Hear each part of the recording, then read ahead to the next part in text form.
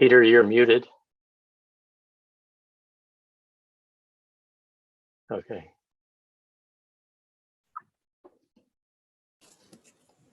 Yeah, sorry, Bruce. I was just working with Jack.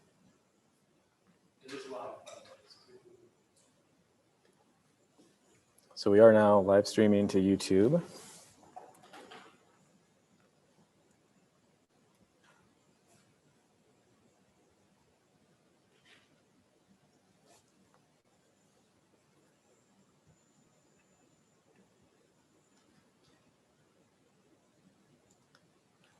Might just stop sharing my screen for a minute so I can see who all's arriving a little bit more easily.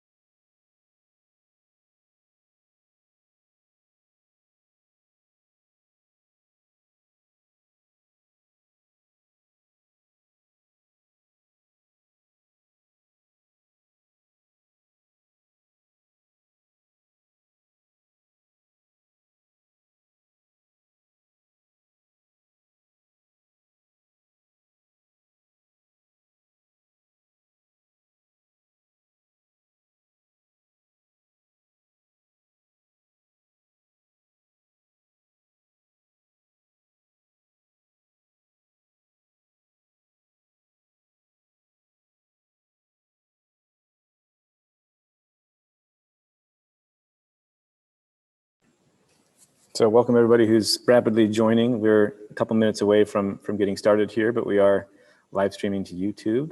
And if anybody is watching there on YouTube, welcome.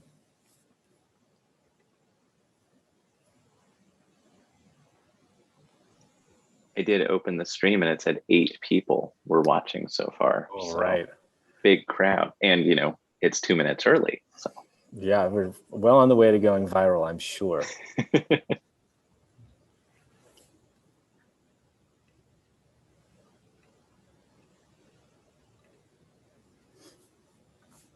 We will try to stick to time pretty well today, so I'll get going not too long after 1 o'clock here with some introductory information, housekeeping, all sorts of stuff.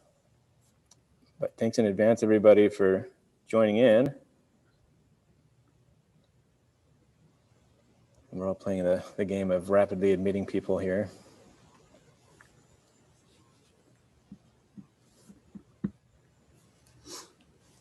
So I'll share my screen with our workshop slides.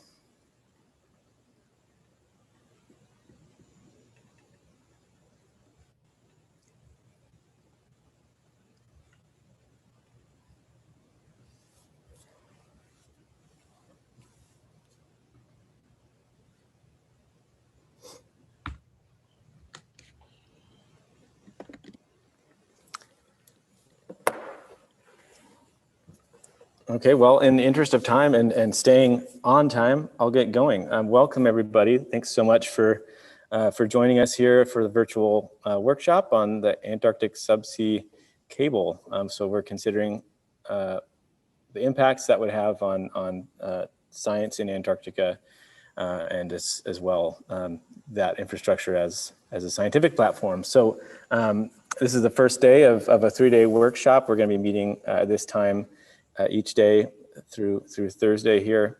All the times we're using are in US Central Time, so we're meeting from 1 to 5 p.m.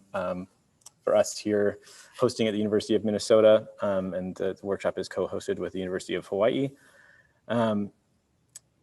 So just to give you a brief welcome, I want to thank everybody from wherever and whenever you're joining. I acknowledge that we have some probably very tired colleagues, not only in Hawaii, but in New Zealand and Australia as well. So we appreciate you turning up and understand if you're not fully awake, haven't had enough coffee yet. We also acknowledge that we have a lot that we want to get done in these 3 4-hour-long days. So we need to keep moving, but also acknowledge that we're all still mostly working from home, and the pandemic that we've all been experiencing for more than the last year is still far from over. So take care of yourself, take additional breaks, more than we have planned. I'm sorry we didn't have more time for that, and feel free to have your camera on or off, whatever you're comfortable with as needed. So I want to thank my fellow organizers for all the hard work that they've put in getting prepared for this workshop. So we've had a great team of myself, Heidi Roop, and Jonathan Punsak at the University of Minnesota, and partnered with a bunch of great folks at the University of Hawaii. So David Lassner, Gwen Jacobs, Garrett Yoshimi, and Bruce Howe are all at University of Hawaii. And then we also have, in another far-flung location, Kristen Tim, who's joining us from the University of Alaska at Fairbanks. So we'll all be helping move things along, and we are the folks with the white backgrounds on Zoom that you should feel free to ask questions of if you need anything. I wanted to just briefly, from my perspective as a glaciologist and ice core scientist, give a few words about why Antarctica is so important. So this big icy continent of Antarctica that's almost completely covered by ice and is larger than the lower 48 states, looms large in the future of just about everybody on the planet, because this reservoir of ice is such a large control on future sea level rise, and acknowledging that we are all moving into a warmer world. Keeping an eye on how Antarctica is changing is a primary scientific need from my view. You'll see this plot again a little later today when Helen Fricker gives us a talk, but these are recent observations that show where Antarctica is gaining mass in blue and losing mass in red, as observed by satellites tracking the surface height of the ice sheet. And those areas that are losing mass are largely losing mass because of what's going on with the Southern Ocean. So thinking to possibly having observations on a transect from New Zealand to Antarctica along the route of a cable would be just really revolutionary in tracking what's going on with the changing Antarctica and West Antarctica in particular. So that's just my brief 2 cents before moving into what our core goals are for this workshop over the next 3 days. So the first is to explore the transformative impacts of having full digital connectivity between McMurdo Station and the rest of the global digital network, and also to outline the utility of that cable infrastructure from New Zealand to McMurdo as an instrument itself for scientific research. So this concept of smart cables we'll hear about throughout the workshop. As far as delivering on these goals, we are going to move through 3 days of the workshop. So today will be mostly presentations and questions and answers that give us an overview and setting the scene for considering this opportunity and the transformative impacts of a subsea cable. Day 2 is our core day of workshopping, and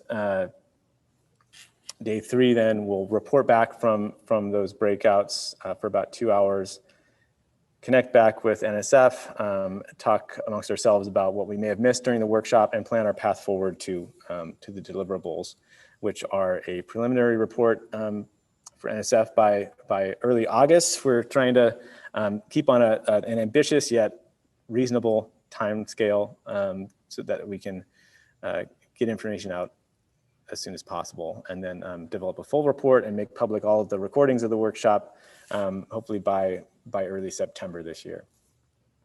So we really want to make sure that we fully capture the impacts of what we're considering here, but also get out that information as fast as possible. I'll just briefly put this agenda in front of you, and we have a great document that I hope one of my co-organizers can put into the chat. I can't see the chat right now, for all of the links to the agenda and the talks that you're going to see. We have a lot of great links for you. So We're doing a brief intro now, and we'll lead into a kickoff presentation from Vint Cerf, who's a vice president and chief internet evangelist for Google. And then we'll hear from NSF before having a few more overview talks before our one break at 3 o'clock.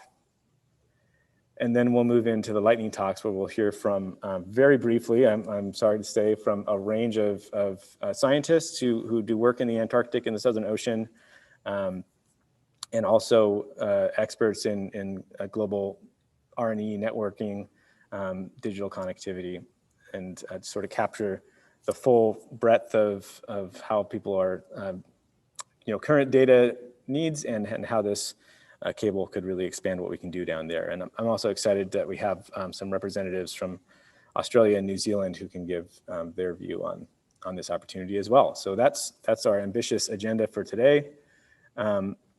Just a little bit of Zoom basics for you. I know many of us have been living in the Zoom environment for a long time now, but your controls are at the bottom here. As I'm saying this, my view of this is slightly blocked by how Zoom works. So to ask questions, we ask that everybody keeps their mics muted, except for during Q&As. And if you can raise your hand with questions or put questions in the chat box, that's preferable. You can open the participants box there to see who's here, and then the chat box so that you are able to message everybody or individuals. And those who are watching on YouTube, if you put comments into the chat there, we have my grad student, Julie Andreasen, is moderating that, and she will bring those questions to us here in the Zoom call so that we can hopefully answer them if we have time. We also have a great additional member of the team here, Lisa Troutman, and her company Drawn Well. She's going to be here as a live digital graphic recorder, and so she is able to visually tell the story of what we're doing. And so she'll have her screen that you can actually pin up if you want to watch. You can watch her capture what we are discussing, what presenters are sharing in these engaging visuals. I really like this one of advice about how to deal with social isolation from local Minnesota explorer Will Steger. This was from earlier in the pandemic, I assume, and certainly rings true to me thinking about time in Antarctica. So you can watch Lisa's Zoom feed throughout today. She'll be here all day today, a little bit tomorrow, and then she will come back for the third day as we present back what we've come up with at the workshop. I just briefly want to go over a basic code of conduct for us here. I know it's a little bit different in the Zoom environment, but we want to make sure to emphasize that we're dedicated to providing a harassment-free experience for everybody, regardless of gender, age, sexual orientation, disability, physical appearance, race, religion, or other protected status. So everybody here should not engage in any harassment of any form. Everybody's expected to behave according to professional standards and your employer's policies on appropriate behavior. So if any issues come up, please don't hesitate to let any of the workshop organizers know, and we'll make sure to deal with it as it needs to be dealt with. So briefly, I'll just hop back to the workshop goals here before we move on to our first speakers pretty soon. And I believe I'm now already operating ahead of schedule, which perhaps sets a good precedent. So again, the main goal here is to explore the transformative impacts of having full connectivity to Antarctica via McMurdo Station, and also think of how we can use that cable as a scientific platform itself. So that's all that I have to say before we move on to our first speaker, Vint Cerf. I know we have 5 minutes here, so perhaps if there's anything I missed, maybe my co-organizers could jump in. I do have a few messages of people trying to get in, so. I think we're good, and I saw Vint is already in the participant list. So just a quick warning, Vint, you may get to start a couple minutes early, and I won't use all of this to introduce you embarrassingly. But let me just add my thanks to Peters, to all of you for joining us. Special thanks to our friends in Australia and New Zealand for getting up really, really early. This is a challenging opportunity for getting people together in real time. And thanks to NSF for giving us this chance to organize a workshop, and for us in Hawaii to meet some great new colleagues at the University of Minnesota to work on this together. So with that, let me introduce our opening speaker. Vince Cerf is, as Peter mentioned, he's at Google, and he is highly Googleable, so you can get much more if you want to dig into his background. He is widely acknowledged as a father of the internet, and as noted here, he's a former National Science Board member, and he was one of the people who paid attention to the need for connectivity to Antarctica when he was on the National Science Board. I met Vint, it's now 26 years ago, and amazingly, pretty much everyone involved in the internet in both public and private sectors globally could get together at one annual conference. It was called INET, and we had the good fortune to host it in Hawaii in 1995. One of the features of the INET conference was a workshop beforehand that brought together, in our case, about 125 representatives from developing countries. And for those representatives, many from Africa, Eastern Europe, Asia, they were the first person in their country to connect to the internet. Remarkable as that seems, just 26 years ago, they made the first connection. They started the first internet service provider. They were from phone companies, governments, and universities. And they spent 2 weeks learning from some of the best experts in the world about how to accomplish this under adverse conditions. The reason I mention that is because Vint, as one of the leaders of the Internet Society that put on this conference, has always been dedicated to connecting the unconnected, and he continues that work to this day. So it is quite appropriate that I turn this over to Vint now, as we look at how to connect the last unconnected continent on our planet. Over to you, Vint. Well, thank you so much for the invitation to participate. I'm a huge enthusiast, as you say, of connecting the unconnected. And Antarctica is one of the least well-connected places, although there is connectivity, and it's primarily provided by satellite. I think there are several motivations, and you'll supply more of them, for pursuing this objective. One of them, of course, is that the continent is, at least the ice on it, is starting to disappear, as you can see from that picture. While it may be increasing in some parts that were labeled blue, the other parts at the edges are beginning to go away, and we don't. We need to gather whatever data we can from the continent, because it traps a great deal of extremely valuable historical information. I don't mean by this human history, but rather geological history, ecological history. So we want to do that before the continent evaporates, although perhaps it won't entirely go away, and even in our children's lifetimes. But the other reason that it's important for us to get better connectivity is that we have major experiments that are located there for good reason. And those experiments are going to demand increasing amounts of capacity in order to get the data back. I think of the ice cube, for example, at the South Pole, but there are many other sensor systems that are in use and others that are planned. And the ideal situation would be to have significant capacity over what we have today, which is why I'm so pleased to see that this workshop has been organized, and will explore the value of having better and reliable connectivity. I wanted to acknowledge that on the call today is Jane Stowell, who we have labeled the Queen of Cable, certainly at Google anyway.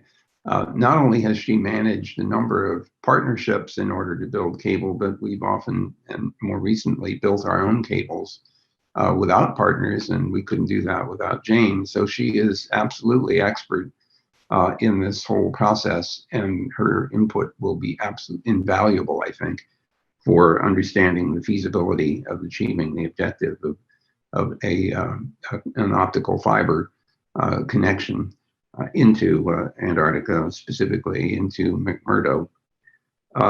We all are very well aware of the advances in low Earth orbiting satellites, Starlink being one of several examples, and certainly by far the most advanced in terms of implementation and deployment. But the data rates that are available are still in the tens of megabits a second, perhaps higher, with larger antennas. And that may not be adequate for some of the things that we may in fact anticipate, some of the needs that we anticipate, which I'm sure you will cover in the rest of this workshop.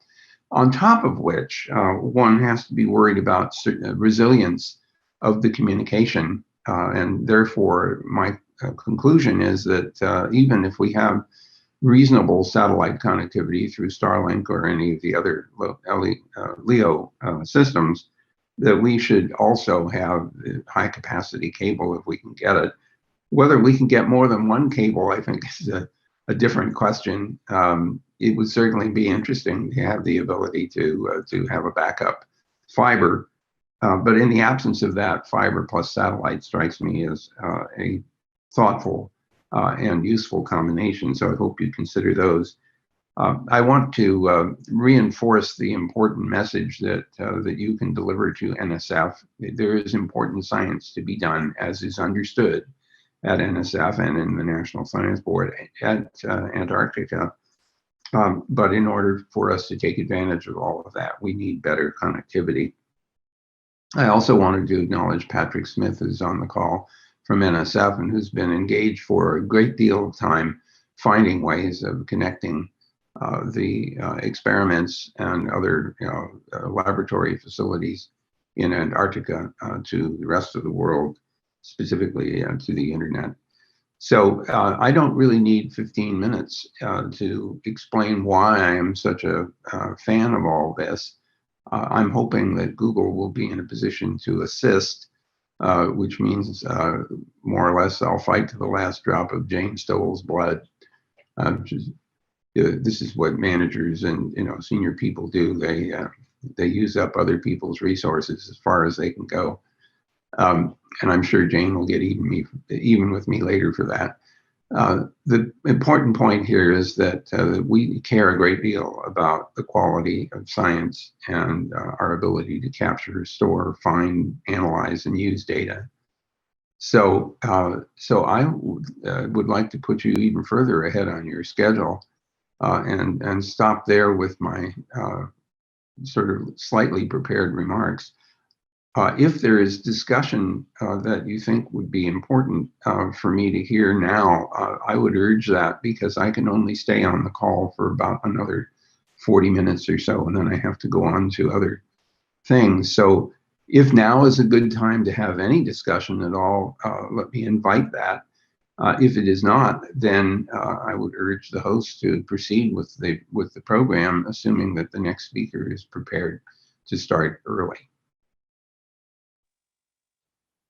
And let me just see if there are any questions or comments for Vint before we lose him. We have a large number of active participants, but I don't think so many that we have to insist on formality. So either into the chat or you can unmute yourself and just say something.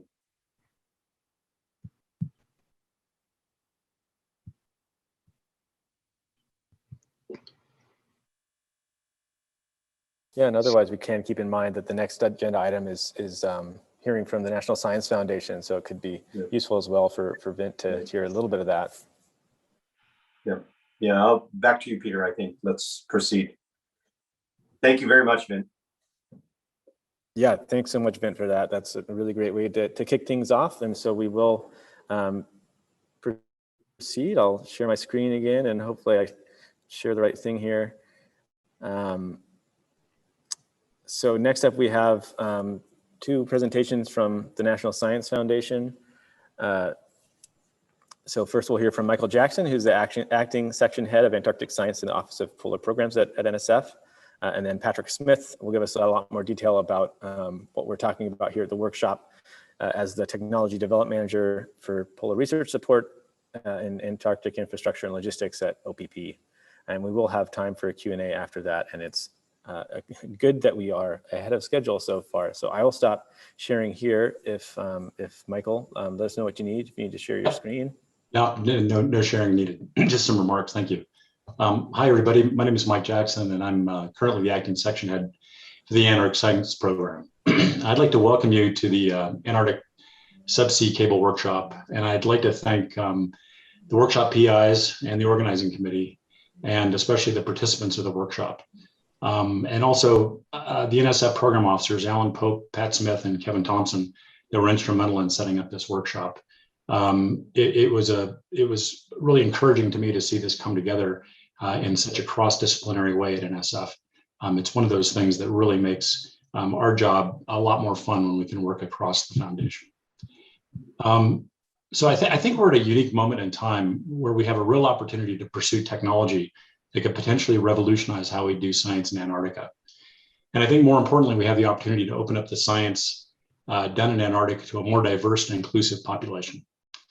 Both President Biden and the NSF director have prioritized transformative technology, partnering, and increasing diversity and inclusivity as part of their broad strategic pillars. I'd say evidence for this broad support for these activities came in the recent budget line item that was established a new NSF Directorate for Technology, Innovation, and Partnerships, the acronym TIP. From the Antarctic science section level, I'll say we are unwavering in our commitment to technological innovations that are explored through the type of workshop you're holding this week and the community guidance that comes out of those types of workshops. I also wanted to mention that we are working with the national academies on a broader effort to explore how technological innovation can advance, expand, facilitate, and transform polar research, increase our reach while reducing our logistics footprint in the polar regions. And in closing, I'd like to again thank everyone for their participation and say, please think broadly, be creative, and help us formalize a science case that supports high-speed connectivity to the Antarctic. Thank you very much. Yeah, thanks so much, Michael. And I think we can head right over to Patrick Smith to give us a bit more detail. Hi, well, thank you very much. And I'm pleased to be here. And I'd also like to put in a slight little plug for the conference organizers. To quote NSF Director Panchanathan, based from the time frame from when the genesis of this workshop to its fruition today, I would say that you guys have moved at speed and scale. So congratulations on all the work you've put into making this workshop happen. So I'm going to share the screen, launch right into discussion. Now that we're ahead of time, I'm sure that I can manage to eat it all up and consume every available minute you've been able to give me. So Peter and David, pull out the hook when you need it. So I'm going to give just a few kind of reflections on the whole topic. I'm not going to get into the nitty-gritty about what does it mean to build a cable and that sort of thing. I don't want to constrain anybody's thinking, but what I thought I would do is provide a little background to help motivate people. And this should sound especially familiar to all of you folks out in the participant group who have spent time in McMurdo, especially in winter. So as Vince said, there's no cables to the Antarctic. This is the classical map that you see of the Antarctic, of the subsea cable map of the world. Even up in the Arctic, there are now cables showing up. There is a quintillion cable that's connecting the north slope of Alaska. There's a fairly famous cable actually that connects Norway up to Svalbard. And that's been very transformative to everything that happens there. But down in the Antarctic, McMurdo, not so much, nothing, it's all blank. And so, as Vince said, we depend on satellites to do this. This is kind of a busy eye chart, but I kind of want to give you an idea of what we're up to, since I date myself all the way back to the early days of satellite communications in the mid-'80s. When we first started all this, we went out to Black Island, for those of you who know where it is. This feature over here on the left of the screen is Ross Island. McMurdo's at the tip. And about 20 miles away is a little feature that's black, and that's why it's called Black Island. And we have a remote satellite Earth station there. We first set that up in the 90s so we could see the sky. that we've got a little problem of there's the volcano that's in the way in the northern horizon.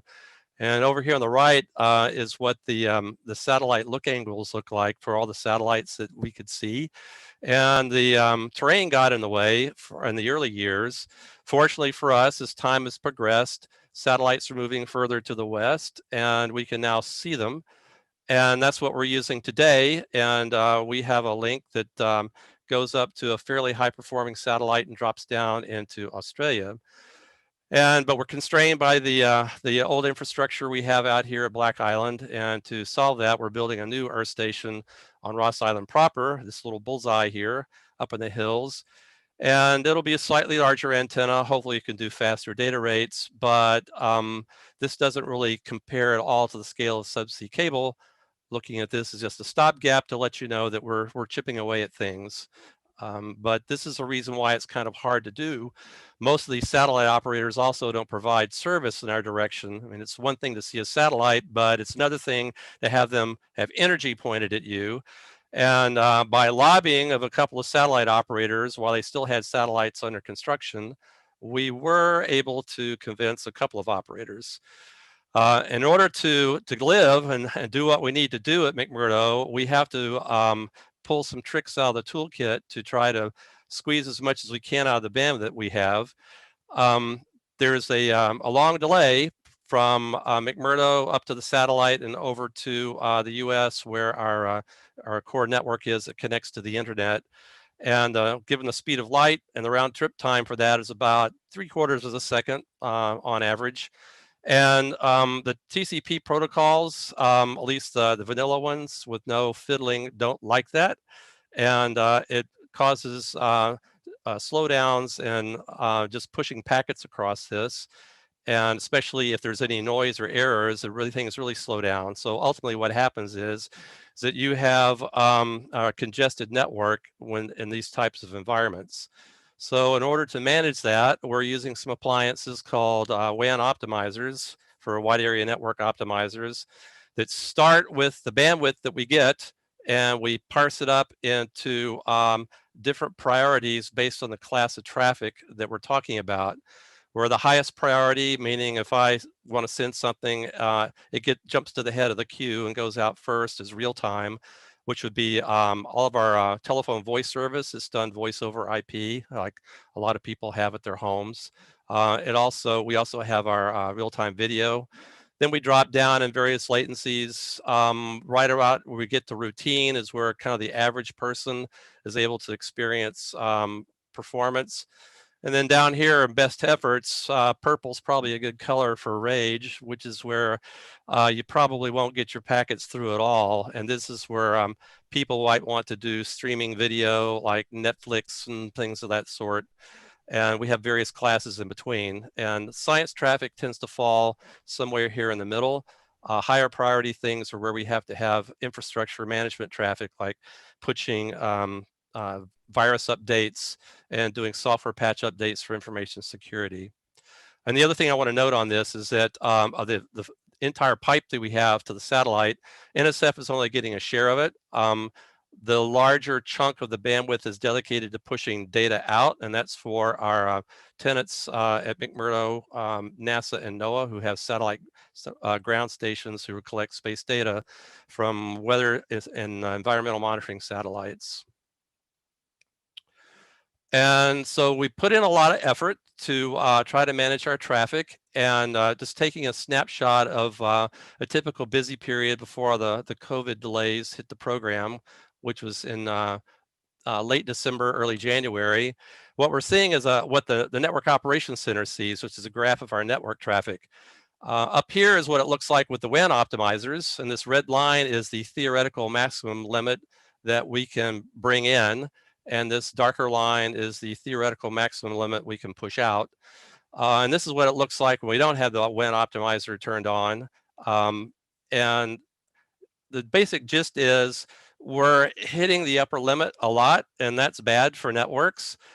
Typically, networks don't like to be utilized more than maybe a third, 50% at most of the available bandwidth. And our utilization rates are ranging much higher than that.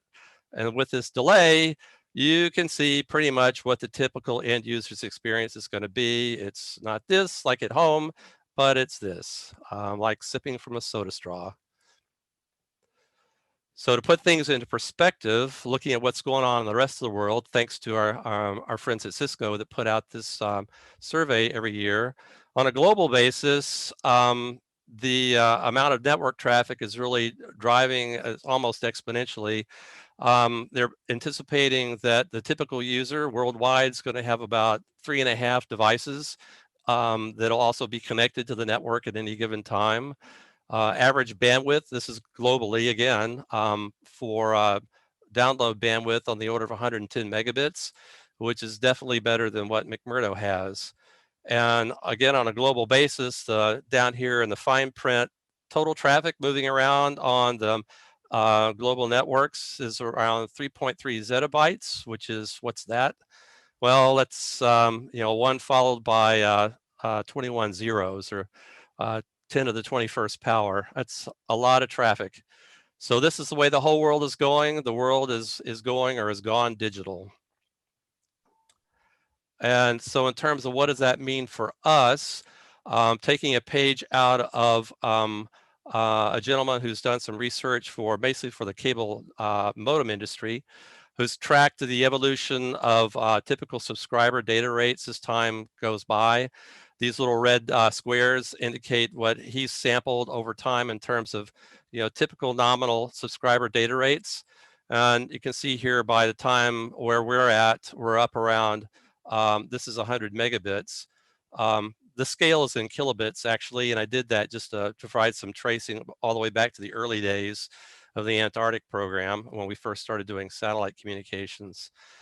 And the blue triangles indicate what we're able to push out, and the gold diamonds are what we're able to pull in. You can see here for a while in the mid-90s, we were way ahead of the curve.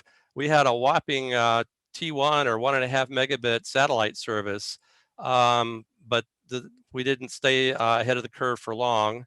The global performance caught up, and it's now greatly exceeded us. So now we have a digital divide here that we're experiencing in McMurdo. And based on this gentleman's research, the compound annual growth rate, they're estimating at around almost 50% a year. So this curve is really going to take off if it holds way out here to the right in time. So what does this mean? The perspective on reality for McMurdo is that we essentially are a small town, but we have the bandwidth that's you can expect from a small, maybe even rural, single-family household in America.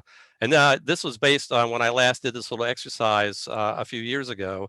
So if anything, it's only gotten worse. Typical household has around may say around 20 megabits of download speed.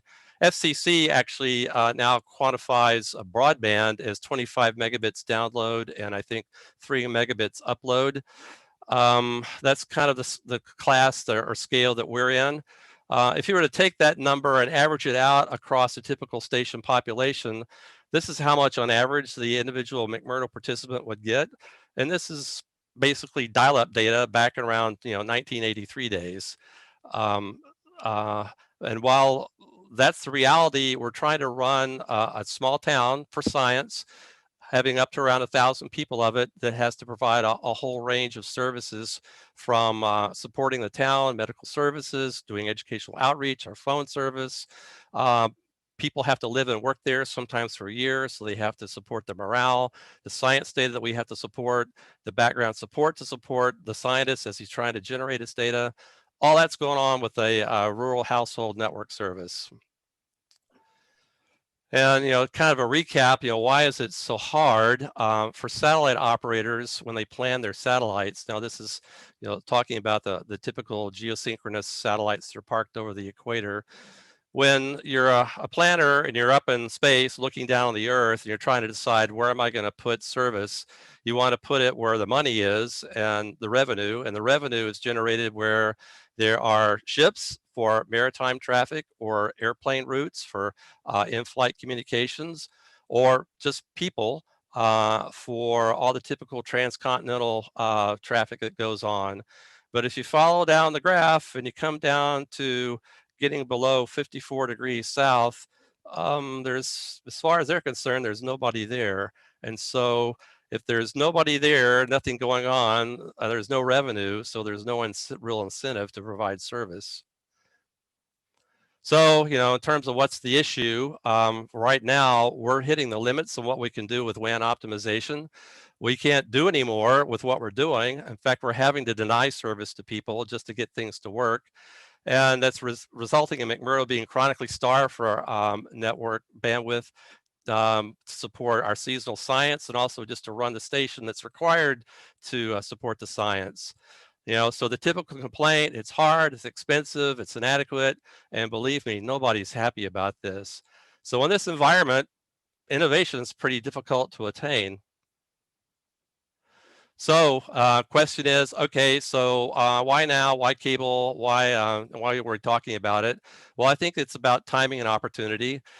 Starting with some seminal reports that were done several years back, dating 10 years ago. There was this kind of a blue sky report from the academies about future science opportunities. It was a visioning exercise for what we should be doing in Antarctica and the Southern Ocean. It was followed fairly rapidly by what's called the Blue Ribbon Panel Report, another distinguished report that was led by Norman Augustine, who was trying to assess, well, what's the readiness of the infrastructure we have in the Antarctic program to support this vision for science. And then the capstone was done by the academies, where some pragmatic realism came in, and but really tried to focus and sharpen what should be done for investments.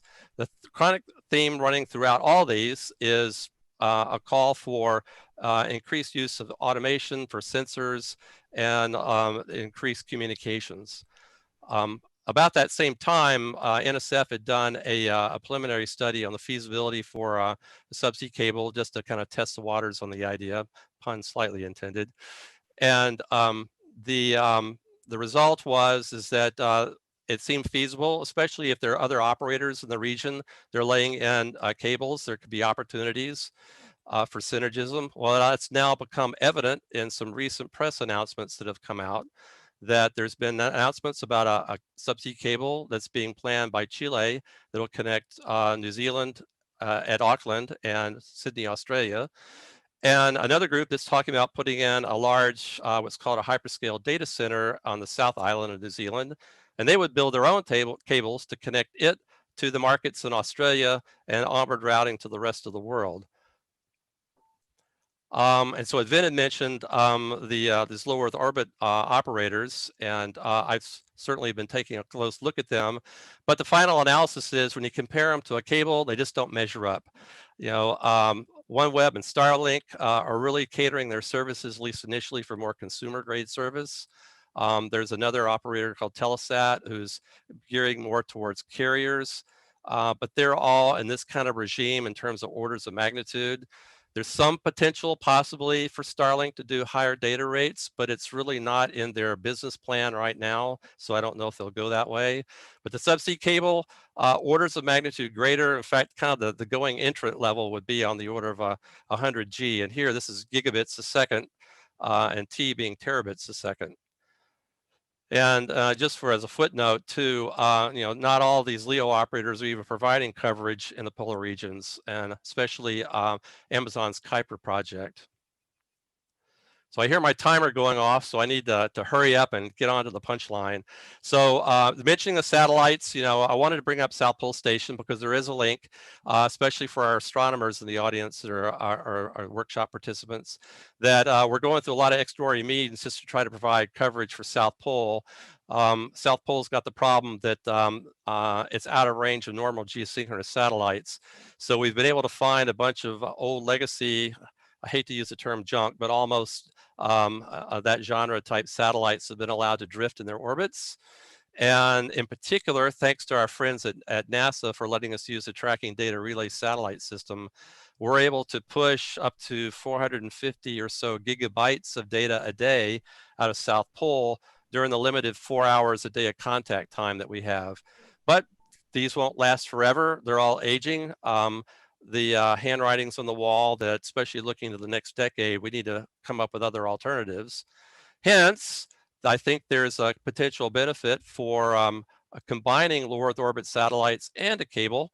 By doing this, we don't have to worry about these low Earth orbit satellite architectures. To service the Antarctic, we really need links between satellites. So in order to pass the data out, because they're so low in altitude, you can't hop off of Antarctica to get to New Zealand, for example. And we have to depend on the satellite operator providing the links. They have to become viable. They have to stay a viable business. They have to be able to price it so we can afford it. Our traffic would contend with traffic in other parts of their constellation. That might be an issue. But by just doing a single hop from their satellite where they're hardly using it at all to a gateway at McMurdo, we can hop on a cable and have a very high speed link. So that kind of comes up to a summation on, well, what are all the possible benefits for having a cable? I like to kind of seed the discussion people to think about. You think about being just milliseconds away from all the cloud infrastructure that's available worldwide on the planet. Not only Google's cloud storage, but also their competitors, Amazon and Azure. Also, all the supercomputing centers that NSF operates will just be like 200 milliseconds away at best. That affords us the opportunity to also interconnect with the international research and educational networks. In particular, one of our co-host sponsors, David, well-versed in this in the Pacific. They're like leaders in interconnectivity in the Pacific and the NREN high-speed networks. We've got national partners at McMurdo, like I've mentioned, that are pulling down space data. By removing the bottleneck on bandwidth out of McMurdo, we could really open up what you could do to pull down additional space data, which also is becoming a rapidly advancing commercial area.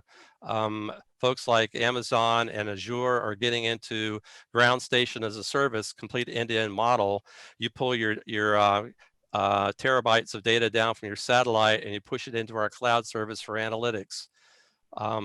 And then, finally, by having this kind of speed, we could probably do all kinds of innovations in how we could transform our field science, some rapid turnaround of data products, being able to, as Mike Jackson had mentioned, increasing our capability for STEM outreach, for high quality video, remote science, really kind of the sky's the limit, only limited by our imagination. So we want you to give us your ideas. And that's my story. Thanks, Pat. And we actually do have an extra 15 minutes. So we scheduled to have time for presentations and discussion with NSF all the way up to 1/4 past the hour. So we have a half an hour for that. And we do, we can't always get started with the next talks early, but we do have one speaker, Margaret Leinen, who can only speak at her designated time at 2:40 Central. So in any case, thank you so much, Pat, for that. And I think it's a perfect time to open it up for questions. We've had some through the chat. Perhaps Pat needs to catch up on that. But yeah, it looks like Vint, if you have a question or a comment. Yeah, as usual, Pat does a wonderful job of laying out not only the challenges, but the advantages of having this kind of capacity. I have a bunch of implementation questions, and maybe Jane Stowell will be in a position to say something about it. One obvious question is, where do you put a landing site, and what should we make of the bad weather that one typically experiences? It's rough seas down there almost all the time, but probably especially in the winter. I've never been there, but others of you have. Is that going to make it, between difficult and impossible to bring a landing site into operation? So maybe to the extent, Jane, that you know anything at all about the conditions there, is this, on a scale of 1 to 10, is this a 10 in terms of difficulty, or 3 or something else for cable landing installation?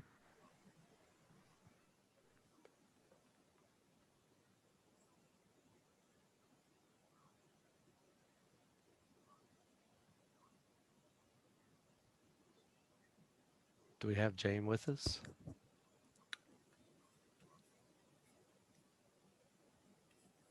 It looks like she's on the participants. She's saying she can't unmute. Yeah. Here. Well, while Jane's trying to unmute, if I could punt on that a little bit. Yeah. We have looked at it a little. I mean, obviously, so there's a lot of things that are going to have to be studied. And so one of the things that NSF is looking at is funding what's called in the trade a desktop study and a front-end engineering design. And so these are some of the questions we would get in. And definitely we would be tapping into our very broad and diverse and expert grantee community who's been studying the region for years in terms of, you know, the benthic flora, if there's and fauna in terms of environmental assessments, or sea ice studies, sea ice cover, iceberg calving, keel depths on iceberg risk. There's a large body of research data that's available in the Western Ross Sea, including bathymetry that various ships have taken, including NSF's own Nathaniel B. Palmer. So that's one of the things that we'll be looking at closely to really assess what the risks are. And so at the end of this feasibility study, we'll have a much better idea in terms of the specifics to answer your general questions. So Jane, were you able to unmute, it looks like?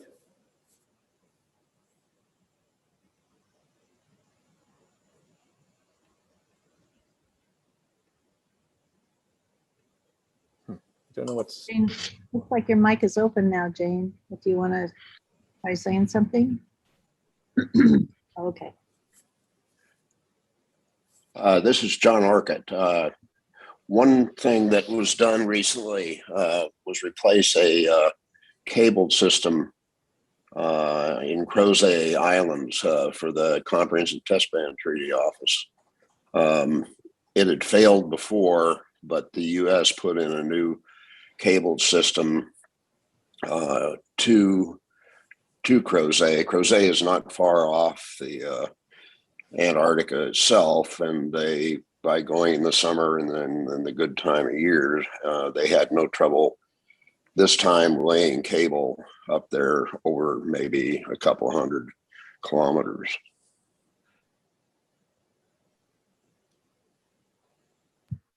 So it's I'll add been, to that. Just key to that is having enough contingency time and waiting for the good weather windows and having good weather forecasts. So we do have a couple of questions in the chat as well that I can start working through. So Heidi Morgan asked, please drill down on the LEO SAT capacity and what redundancy and bandwidth it would provide if there's a cable cut. Well, there's different options we could follow. One, you know, classic geosynchronous satellite option. The highest performing satellite that's north of us now that can provide service, discussions with them, it's an Intelsat satellite. They could provide possibly around 420 megabits a second in the McMurdo and 300 and some odd out. Of course, that all depends on how many other customers they have on the satellite using that beam. They can shift power around. So that's a variable, but theoretically, that's probably the best we could get from that particular satellite. Future geosynchronous satellites that come out, don't know yet because they really haven't been proposed. For the LEO guys, Starlink is designing their subscriber service at around 150 megabits a second download and around 50 megabits upload. I've seen some discussions where they're talking about coming up with a new consumer terminal that's got 2 antennas. So I'm assuming that they would run 2 carriers at the same time. So just double that. So maybe 300 megabits down and 100 megabits up. OneWeb is service. I've seen it classed more at around 25 to 50 in and maybe 25 up. Telesat is designed for carriers. They indicate they could provide around a gigabit in and maybe half a gigabit out for a normal carrier class kind of ground station. But there's a big difference in terms of size of ground stations too. Starlink, if you've seen the pictures on YouTube, it's as Elon Musk has described them, it's a UFO on a stick. You know, it's pretty small. For Telesat, they would need 2.4 meter ground stations that are these gimbaled steerable tracking antennas. That's much larger Those are getting to established, large pieces of infrastructure you have to build on the ground. So there's a bit more to them. It's not that it's insurmountable. There's just a difference in scale. Okay, we have a few more questions that we need to work through in the chat. So Bruce Howe asked, what are the possibilities for land ice cable to the South Pole Station? And I might add to that as well, how does getting full speed connection via the cable to McMurdo help if you need to then transmit to the pole without a cable? So the first question on, we had that study we did in 2011. They had a parallel study, which actually kind of started the whole thing. We posed that question. It's like, could we lay a fiber cable between South Pole and McMurdo? And that was about the time that the South Pole Overland Traverse is really getting its legs, and there's a lot of knowledge known about the route. And they took a close look at it, and it was also about the time that a lot of interferometric SAR data was coming out about ice sheet motion and differential motion. And so the ultimate decision was, gee, there's a lot of differential motion along the theoretical route we would probably have to follow. The challenge is you have to leave McMurdo, you go across the Ross Ice Shelf, which moves. You have to get up over the Transantarctic Mountains. So if we follow the route the Traverse uses, there's a lot of motion there. When you get up to the head of the glacier, there's a lot of ice motion as it drains to the mountains. It doesn't really start calming down motion-wise until you get on the high plateau, say within about the last 200 miles of pole. And so the thoughts were, we didn't really know at the time what it would mean to try to put a cable in that could deal with all the strain and motion that would be it would have to experience over just a year. Another look was taken at putting in a microwave relay and more classic design, and it would be about 20 some odd microwave relay stations, each one having to generate about 10 kilowatts worth of power. So that would have been little mini black islands, 20 of them scattered along the route to get up onto the plateau. And it looked like we would even have to have our own overland traverse just to service that and peg the costs. Costs are getting pretty close to the cost of launching a small satellite. So we kind of abandoned ship on that whole route. And in the interim, through our effort into these inclined satellites that we're using. If we didn't have the cable out of McMurdo, but we had the high throughput satellites, the low Earth orbit satellites, there's still options that we could use to link out of McMurdo, either with conventional GEO or using one of the low Earth orbiter guys to get out of the pole. Okay, thanks for that. I'm conscious that we had a hand raised a while back there that I want to get to if you still have that question. Otherwise, It's the same question as the South Pole. Thank you. Okay, great.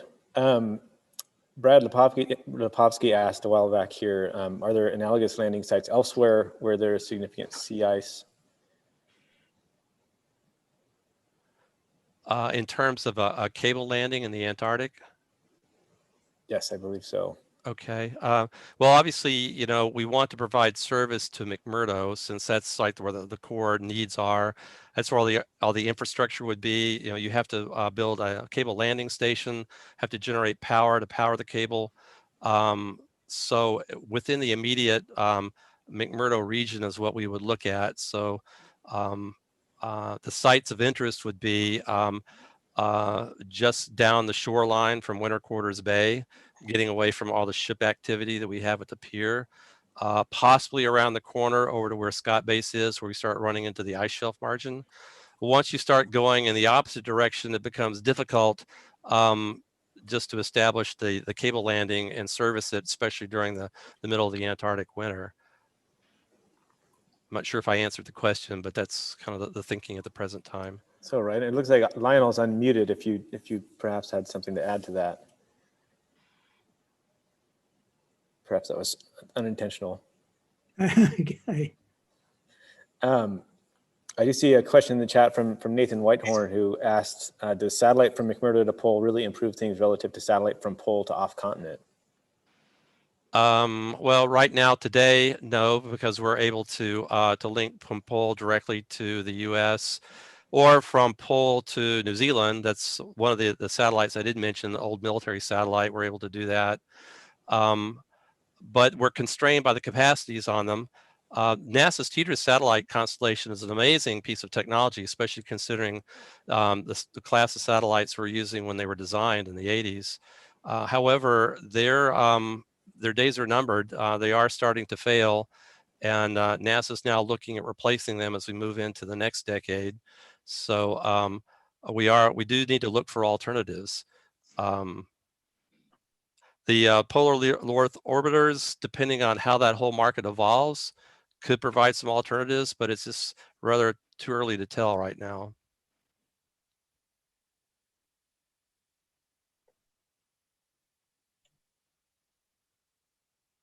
I think we got to the questions that were in the chat. So if anybody wants to raise their hand and bring up any other points for Patrick, or I don't know if Mike's still able to answer any questions, if people have questions for him as well. Looks like Brad has a question. Thanks. I just wanted to ask about the use of future dark fibers for use as sensing elements, and whether there are any specific sort of logistical concerns around deploying dark fibers for use as sensing elements. Thanks. I've been told by folks in DoD who have a lot of experience with cable build-outs that the way things are going in today's world, there's not a huge cost penalty for adding additional dark fibers, probably up to some sort of limit. Dark fibers can be used for distributed acoustic sensing and other things. For the cable itself, I don't think there's really a limitation. If you're doing distributed acoustic sensing, from what little I've learned, it all kind of happens on what happens at the shore station at the end. What kind of termination equipment do you have? And apparently DAS also generates lots of data. So you have to have the ability to handle this torrent of data that's coming out of the sensor at the line termination. But for the fiber itself, I don't think there's really any limitation. This is Jonathan. Just for the benefit of the workshop participants, I know you covered it in your answer there, but can you explain what a dark fiber is? Okay. Dark fiber is essentially, you've got unused fiber optic cable that's not, as they say, lit up. You're not carrying any traffic. So that means it's available to do other things. You could attach whatever you want to attach to at either end of it, which is what's done. In fact, there's probably I should have Bruce comment on this, but there's a subsea cable project that's rolling out, that's part of a project that's connecting South America to Europe called Ellalink, and that's what they're doing. They have a section of the cable that's got some extra fibers in it, and they've connected equipment on the end that are doing distributed acoustic sensing. So that's just kind of a case study example of maybe some of the topics that will happen in the discussion session tomorrow. Yeah, that's a 57-kilometer link from Madeira Island to the trunk cable. And GEANT, the regional research and education network in Europe, is going to be handling the data and distributing that. So it's all very synergistic. Good.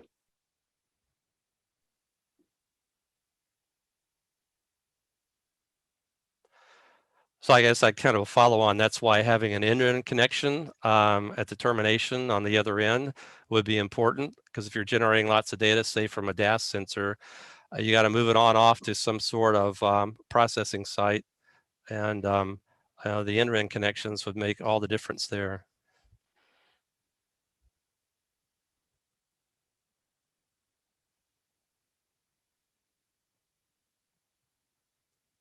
Hey, Pat, could you just say a word about costs? Whatever you feel comfortable saying. About the cable? Yeah. Yeah. Okay, well, I did an open source amateur kind of 3-point cost estimate model, doing the typical going out and screen scraping from open source, wherever somebody publishes a cable, it was installed and when, and what its reported contract and force costs were and all that. So I think that at around about an 80% confidence level, I think I pegged it around 200 million. But that's all using very squishy data, and it's also older data too. There's not a lot of new cables in that data set. So we could probably look at that as a maximum upper bound. I've had some discussions with industry that maybe I really can't elaborate on, but they've come up with a lower number. That's why the desktop study and the front end engineering design are very important. That will give us a much better idea with some hard knowledge about the cost, because we'll be engaging with cable manufacturers about what's the real cost, cable ship laying costs, landing station terminations, everything that goes into it. It's like we have a hand raised by Wayne. Hi, can you hear me? Yes. Oh, great. Sorry about the view. I'm sitting in front of a window, but I'm at the beach. We did the study for Pat 10 years ago, and I blew the dust off earlier today to take a look at numbers and kilometers and such.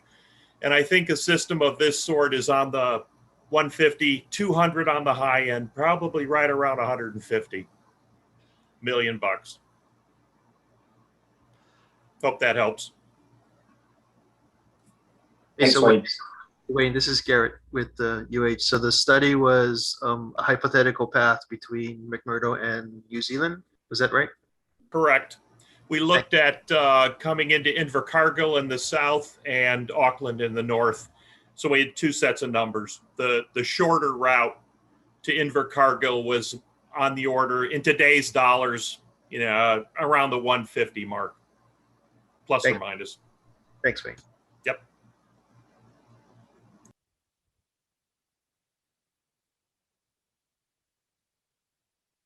Yeah, go ahead, Tim, do that. Yeah, I posted on the chat maybe a naive question. We spoke briefly about the dark fibers, and I just wondered if they provide some redundancy if fibers ever fail. And I mean fail aside from being trolled up or dredged or damaged from ice. But I mean, it seems obvious you'd put as much fiber in the cable as you could. I guess it kind of depends on the business models and things. Of the cables I looked at, there's a lot of cables that have 2 fiber pairs. There's a lot of those. In fact, I think maybe even, I don't know if Vince's still on, he could maybe comment on Google's new cable Curie. But it kind of depends on the model. There's some operators now that are you're able to put up to maybe 16 fiber pairs or so in a cable, but that's for like huge traffic environments. So I think we would be on the order of maybe a 2, maybe 3 fiber pair at best type of cable, which is a much smaller cable. Go ahead, Bruce. Oh, you're muted. A few questions in the chat window concerning permitting and legal issues. Kent Bressy is on the call, and he could add to it, but my expectation is that given basically they're friendly countries, let's say here, New Zealand to Antarctica, which is international, obviously, but U.S. On the other end here, and presumably they can work out all the permitting and legal issues if there are any. And then second question was raised about security, Navy, and so on. And from all my experience, that is absolutely location dependent and activity dependent. And one would presume that there is very little naval military activity in this area. And that should not be a concern, in my opinion, personal opinion. There were 2 people that signed up, Catherine Crease and Beth Levy, I think on YouTube, that could contribute. They're from the US Navy and are part of a committee on operational awareness. And my understanding is they're basically concerned with knowing where sensing capability is and the sensitivity, not necessarily try and limit it in the whole world, because they simply can't do that. So maybe we can get some comments from them along the way. Thanks. Yeah, thanks, Bruce. And it does look like Kent had an interesting point. To what extent have investigations to date addressed legal and regulatory issues arising under the treaty, including the environmental protocol and potential jurisdictional assertions? Not yet, but based on just our office's familiarity with treaty protocols for environmental assessments, the belief is that this would require at least an initial environmental evaluation, which is what's called in the treaty environment. There's a whole protocol you go through depending on the level of magnitude of effort, all the way up to what's called comprehensive environmental evaluation. I think there's latitude in terms of how each country approaches it. It's based on each treaty signatories' internal domestic approach for environmental regulations. But ultimately, the assessment goes out to all the treaty signatories. It's presented in advance of an annual treaty consultative meeting. Each treaty signatory has the opportunity to comment on it and provide feedback. This has been done by NSF for this modernization program we're doing for McMurdo, for example. We're rebuilding the station basically. It was also done when last decade when we were rebuilding South Pole Station. So it's a fairly established protocol. We also post what we do on the Federal Register. So comments come in, they have to be dispensed with in some way. On the other end, New Zealand and Australia are both well-versed in environmental assessments for cable landings. So even though we haven't looked at that specifically, there's some of these detailed environmental assessments from other cable projects that are available online. And they're very comprehensive, and that'll serve as a model in terms of probably what we would need to do. But a detailed environmental assessment would probably come the next step after the desktop study and front-end engineering design. Once you start doing these environmental assessments, there can be time consuming and on the expensive side. So we want to step through the decision process to make sure that that's a reasonable next step. Pat, and maybe Mike, if I could ask a follow-up question, because we're talking about international partners with us, and if you this in your presentation, sorry if I missed that point, but to what extent have you had discussions with the New Zealand Antarctic program or the Australian Antarctic program about joining forces on a cable, or is that a consideration here? I know a lot of resources are shared, for example, between Scott Base and McMurdo Base, and just curious if you would view this as a collaborative effort or if it would be a US only. We've definitely notified our colleagues in our neighboring Antarctic programs about our aspirations and have asked for their thoughts and what would they think. I think it's probably a little bit early to especially from their perspective to weigh in on that. But I think the door would be open as far as NSF's concerned because of the degree of collaboration that happens in the Antarctic. So that's a topic I'm interested in exploring, but it's at the discretion of our colleagues. It's also, if I can jump in and add, it's also one of the things and the reasons we invited participants from both Australia and New Zealand. And there's a note in the chat about the possibility of connecting Macquarie Island on the way.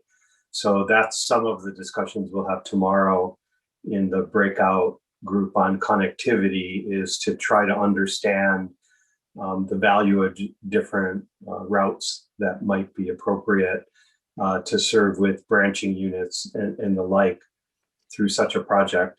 I'd also say that as we'll be sharing the lightning talk from Garrett in a little bit, we work extremely closely with the R&E networks in both Australia and New Zealand. So to the extent we're talking about getting research data back to the US and international research community, they would be vital partners in achieving that as well. So go ahead. Yeah, I'll just hop in and remind us here that two of our lightning talks are going to come from representatives from Antarctica, New Zealand, and the Australian Antarctic Division. And on that topic, looks like Taz Van Amen from the AAD had a question. And Taz, feel free to hop in if you would like. I'll also just remind everybody that we're in our last 5 minutes here with Pat and Mike. So final burning questions. And I do hope that, I know Pat will be back with us at the end of the third day of the workshop, and I hope that we'll have some other NSF folks to sort of circle back with at the end. There is a question here, Laura from Laura Wallace, that's directed at NSF. Could they comment on how much appetite there is at NSF for adding scientific sensing capability to the cable itself? Is this low or high priority relative to connectivity issues? Yep, and I do see Alan. Yeah. Alan has a hand raised, so. Pat, do you mind if I take this one and then let you see if I miss anything? Sure, please. There's definitely a lot of interest in seeing what the sensing capabilities of the cable itself are. I think that's one of the things we really want to get out of this workshop is an understanding of what science we could do with the cable, what the science case is for that. And so when we get further down the line of understanding what the cost benefit analysis is, we have that input from the scientific community to really understand if it's a worthwhile investment in the scientific community or not. So the interest is there, but we need to know what's going to happen, what could happen, what could be facilitated by such a capability. I just want to acknowledge Taz. Thanks so much for joining us. I know it's very early for you, and if you do want to ask your question, please go ahead. Well, I think it's going to be covered by the sound of it in tomorrow's breakout on connectivity, but it's a pleasure to be here, and we certainly are interested. You'll hear in my lightning talk that there are parallel thoughts happening in the Australian context. So more about that later, perhaps. I'll let you stay ahead of time. Great, thanks. Yeah, we're in our final 3 minutes before moving on to the next round of context setting talks. So it looks like we do have one question from YouTube. Maybe we can take from Chloe Gustafson. She said, if I remember correctly, video calls from McMurdo to a classroom can only occur at certain times during the day and need to be scheduled with IT staff. With the cable, would those limitations go away? I would say that's a big yes. The only reason why we schedule them is because of trying to triage the limited bandwidth we have and making sure that when you do schedule it, that we can basically clear the decks to give you the bandwidth you need to be successful. But if a cable goes in, so we have a typical 100 gigabit type connection, I think we would probably be going around asking people, what could you do with the bandwidth that we have? So I don't see any constraints whatsoever in that realm. Great. And then last question, I think here, what's the desired timeline to completion? 3, 5, 10 years?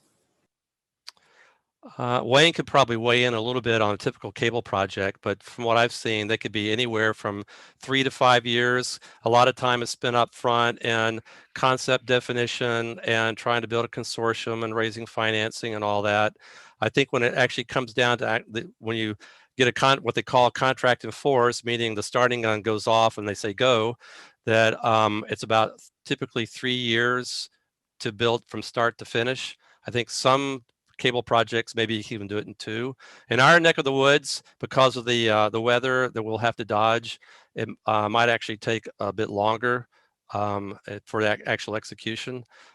So these are some things that we'll look into, but so that's the kind of time scale of what we're talking about. Obviously, NSF has got to get into the budget cycle if we're going to say we get all green lights on our feasibility study, and it makes a lot of sense to keep moving forward. We will have to get into a budget cycle, so that does also add time to the overall evolution. Can I add to that? Please do. Yeah, go for it. I would just say, using quintillion as an example, quintillion is the Prudhoe to Nome cable in Alaska. A significant problem cable in lots of shore ends. I don't mean it's a bad cable. I mean, it was lots of hurdles to get through. Once the contract was in force, meaning it had cash to pay its suppliers, the system was put in about 24 months afterwards. A system like this, you're talking 2 or 3 shore ends. Once you get a pot of money together, it's probably a couple of years, because you're going to know up front what your weather windows are, the times of the year to avoid, and so on, and you're going to plan accordingly. Great. Thanks, Wayne. We got to cut off the discussion and move on to our next session now, but I want to, on behalf of all of us here, thank Mike and Pat for sharing with us and taking all those questions. It's really helpful to help sort of set us on the right direction here for the rest of the workshop. So our next session is 3 talks, and Gwen is going to be moderating. So I'll put up the slide here as she introduces our next speakers. And I did see that Margaret Leinen just joined, so I want to welcome her to the workshop. Thank you, everyone. I'm Gwen Jacobs from the University of Hawaii. Welcome from us. I have the pleasure of introducing the next set of talks. So we'll have 3 context-setting talks, one from Helen Frickard to talk about Antarctica in a warming world, another from Bruce Howe about smart subsea cables, and I'm glad that Margaret Leinen has joined us to talk about activating the smart ocean. Helen Frickard is a professor of geophysics in the Cecil H. and Ida M. Green Institute of Geophysics and Planetary Physics at Scripps Institution of Oceanography at the University of California, San Diego. Her research uses a combination of satellite, radar, laser altimetry, and other remote sensing data to understand ice sheet processes in Antarctica and Greenland. Bruce Howe is a research professor here with us in the School of Ocean and Earth Science and Technology at the University of Hawaii. He develops ocean observing sensor networks with emphasis on acoustics, seafloor cable systems, moorings, and profilers. And finally, Margaret Leinen is the director of Scripps Institute of Oceanography, Vice Chancellor for Marine Sciences at UC San Diego, and Dean of the School of Marine Sciences. Well, welcome to all of speakers. We're delighted to have you. I'm going to be timing your talks. So with that, we can start off with Helen Frickard. And if each of the speakers just, yeah, go ahead and share your own screen. We should be good. Oh, yeah, I can share. Great. Okay. Everyone can hear me? Yes, and looks great.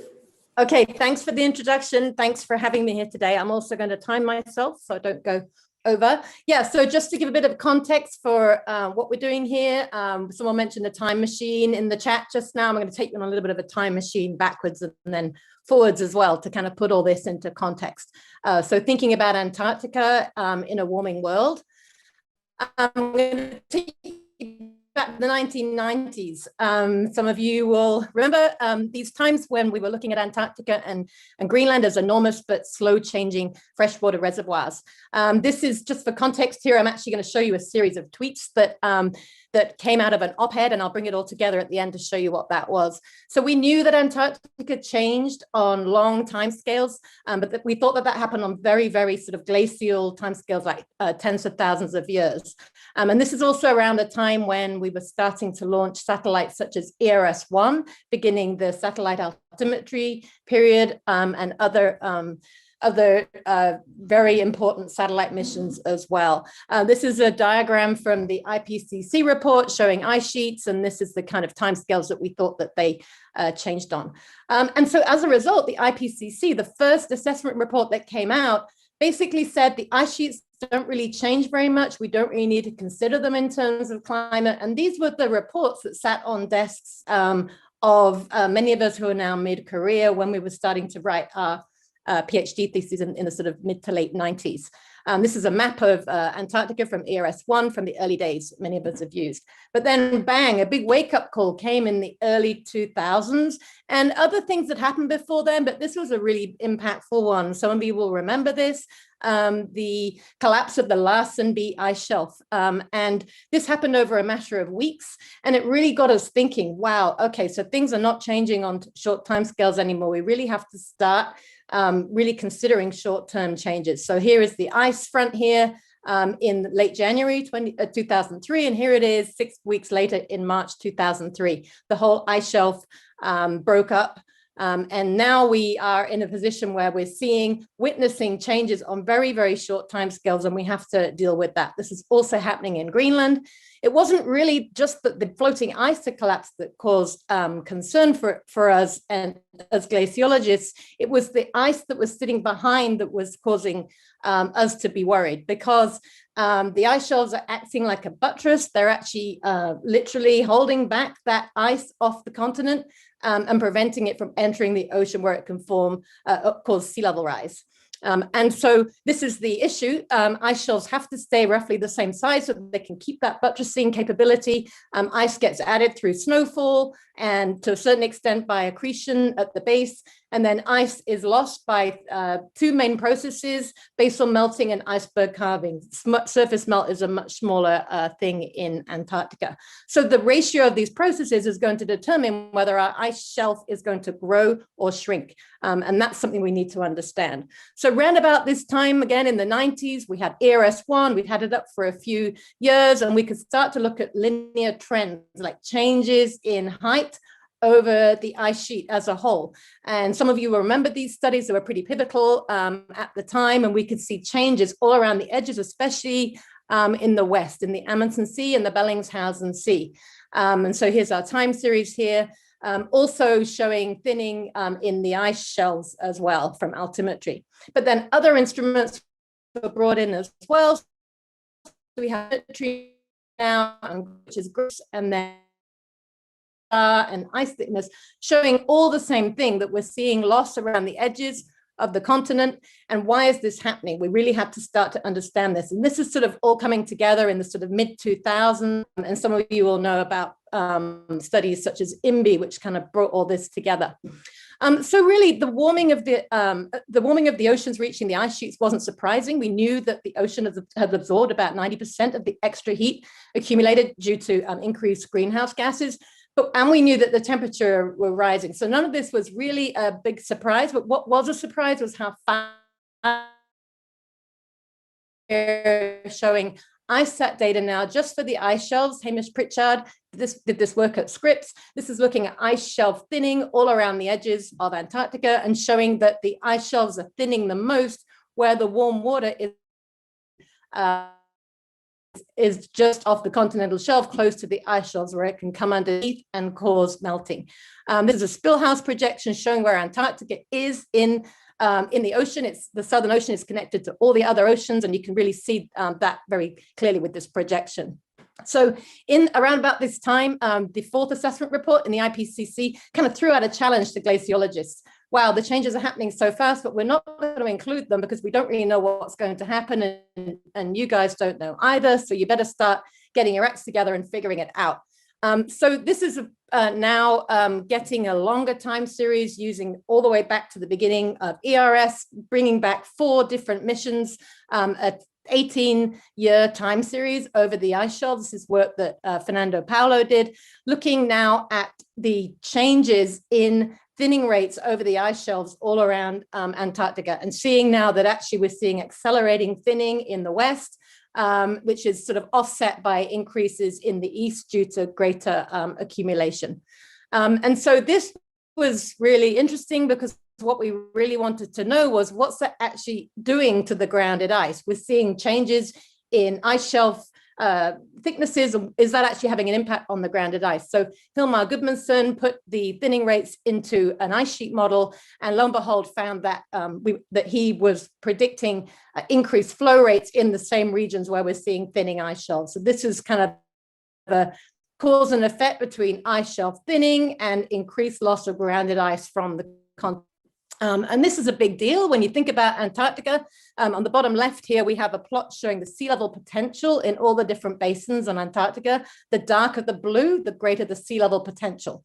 And this is sea level potential in meters, and it all adds up to be about 160, 70 feet, something like that. It's a lot. And we're also at the same time seeing increases in sea level, right, like accelerated sea level rise measured by a whole different set of altimetry satellites just tailored for the ocean. So we do know that sea level will continue to rise faster in the future, but our projections are conservative because we really don't understand the processes that are leading to this mass loss all around Antarctica. I told you the different mass loss processes, but what we don't really understand is exactly how they're changing.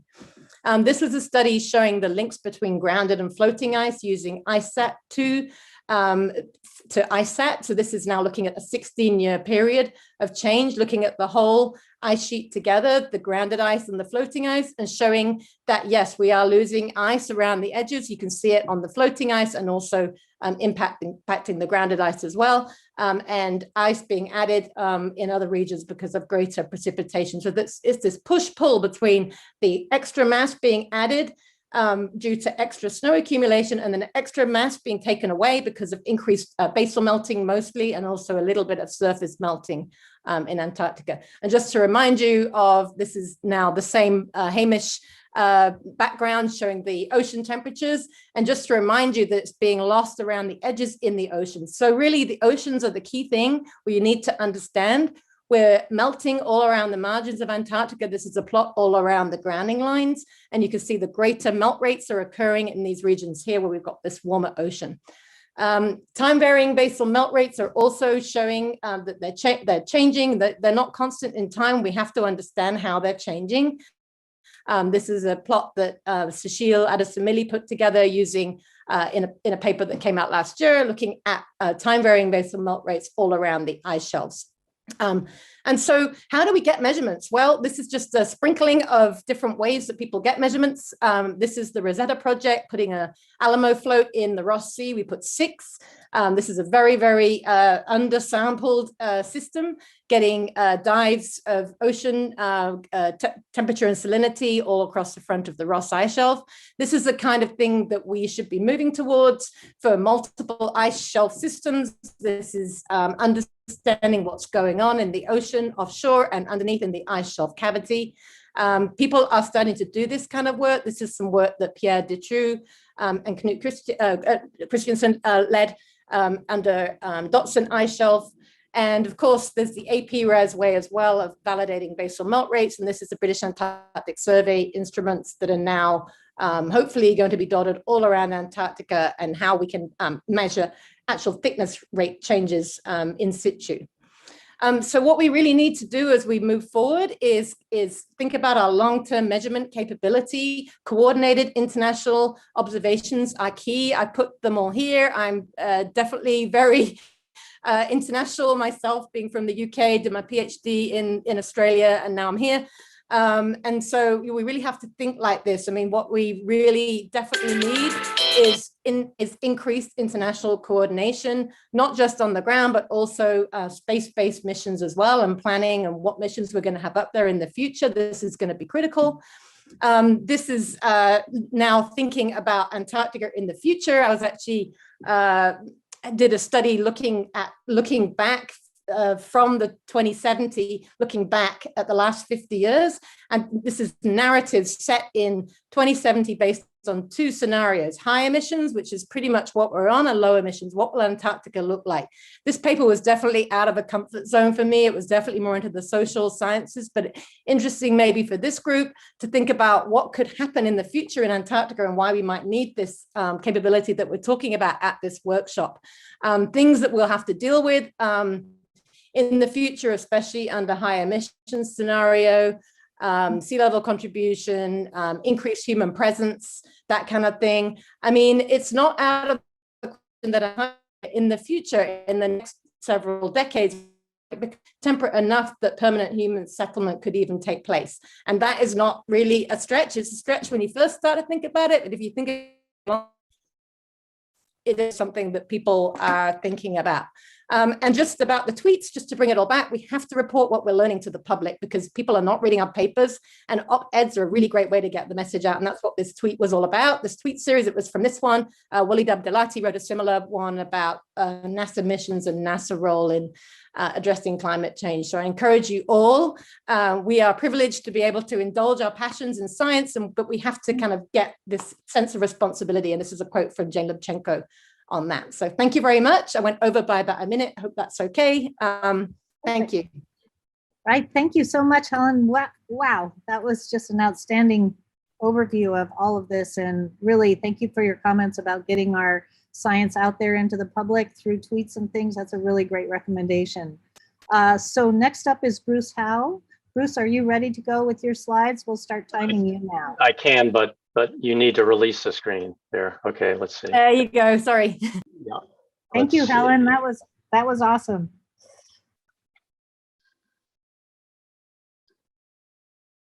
Okay, can you see and hear me? Perfect. Okay, good. So greetings and aloha from Hawaii. thanks for this opportunity to talk. Helen, your talk certainly provided motivation to step up in a big way climate change research in Antarctica. And smart cables can be one of the technical tools in the kit to help. I'll be giving an overview of this effort for context. SMART stands for Science Monitoring and Reliable Telecommunications. The Joint Task Force is sponsored by 3 UN agencies, the International Telecommunications Union, the World Meteorological Organization, and the UNESCO Intergovernmental Oceanographic Commission. And this will be a first order addition of to the Ocean Earth Observing System if we're successful in doing this. We will share the submarine telecommunications network that links countries and continents together that enable our society and civilization as we know it today. And we'll leverage this living real-time network of $5 billion per year industry with 1 million+ kilometers of cable, repeaters hosting sensors, constantly being replenished with an engineering life of 25 years. Telecom is a primary mission, and that's the case here when we're talking about Antarctica also. And the smart portion is secondary. And the smart portion necessarily shall not have negative impact on the telecom mission. The basic sensors we're talking about are bottom pressure, temperature, and seismic acceleration. And one thing to keep in mind is by better knowing the environment, we can better protect the cable and its integrity. The orange circles represent other systems in various stages of planning. The green circle represents the CAM system in Portugal, which I'll mention. There's some details down below here. And the program is a perfect example of the blue economy within the context of the UN Decade of Ocean Science. And a smart cable to Antarctica can enable ocean observations in one of the most climate critical domains on Earth, as Helen was mentioning. Let's see. Okay, so here's a cartoon just of some of the ocean observing tools to put this in context. Let's see, wait a second. Missed one. Okay.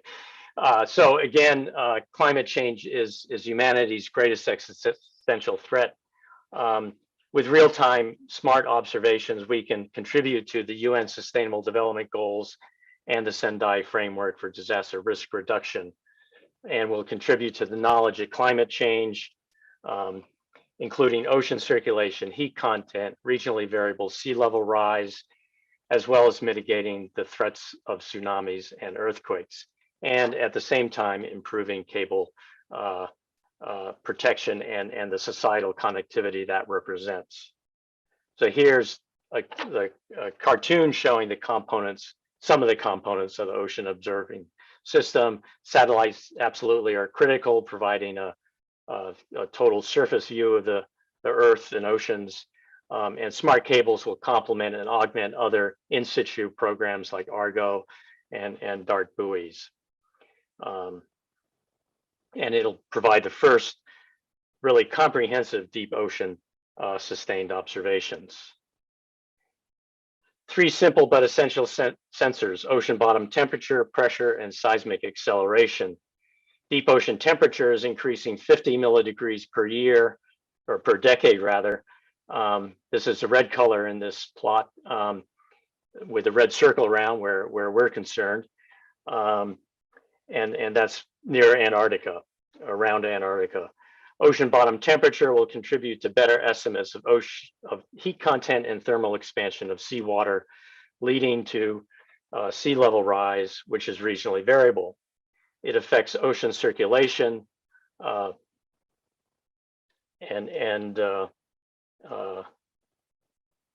yeah. So and then differential pressure down here at the bottom across the basins in varying bathymetry will constrain ocean circulation. Note that in Drake Passage, barotropic depth average flow that pressure gradients can measure is 36% of the total of 173 spheroids, 1 million cubic meters per second. And then measuring ocean mass due to land meltwater, glaciers, and ice sheets will contribute to sea level rise estimates as well, clearly. Initial tsunami warnings based on seismic data have large uncertainty, and in situ pressure measurements are needed for reliable tsunami height predictions. This new seismic array will fill the large ocean area observing gaps, enabling a vast improvement of our understanding of Earth's interior. These first three simple, robust, and precise sensors and observations will provide continuous, unaliased time series, yielding a wealth of new and unique insights and pave the way for more. Just to show you hardware, so to speak, the fundamental technical goal of SMART initiative is to make the SMART repeater a ubiquitous off-the-shelf component of the submarine cable industry, routinely available to incorporate into any new system, ideally most systems, for a modest estimated 10% incremental cost. There are engineering issues to address, all solvable. The first systems will result in a repeater that is warranted for 25 years.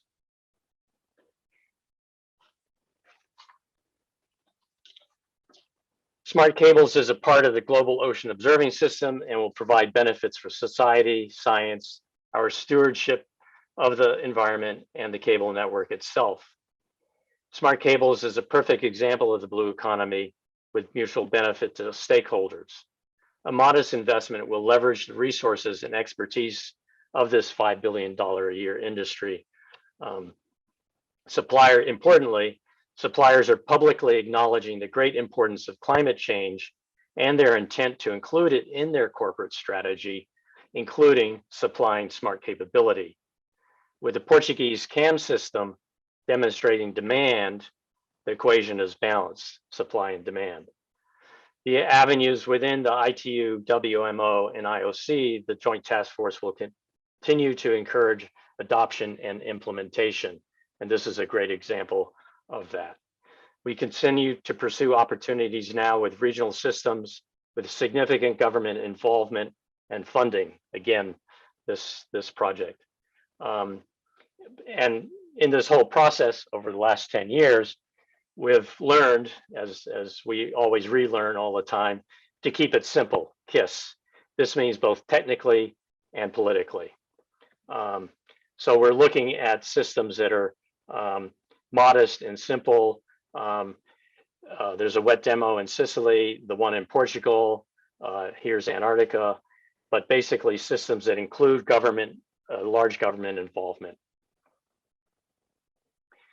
Just to reinforce, let's see here, the CAM system in Portugal, connecting Lisbon, Azores, Madeira Island, and back to Lisbon in a triangle that's 3,700 kilometers total length with roughly 50 smart repeaters.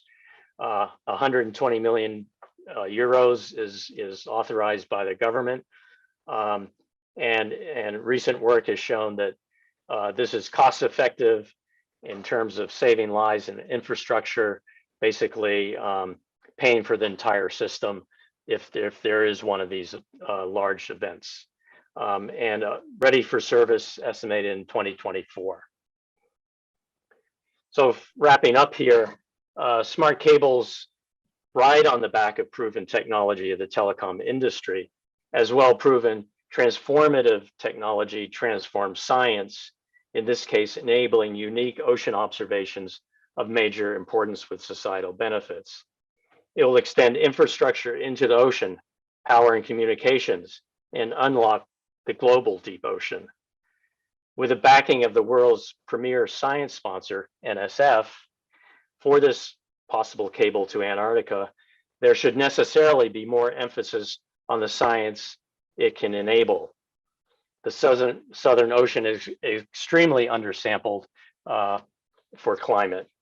And we know this, and SMART provides one possible technical solution to part of the problem, sampling the Antarctic circumpolar current, the largest ocean feature on the planet.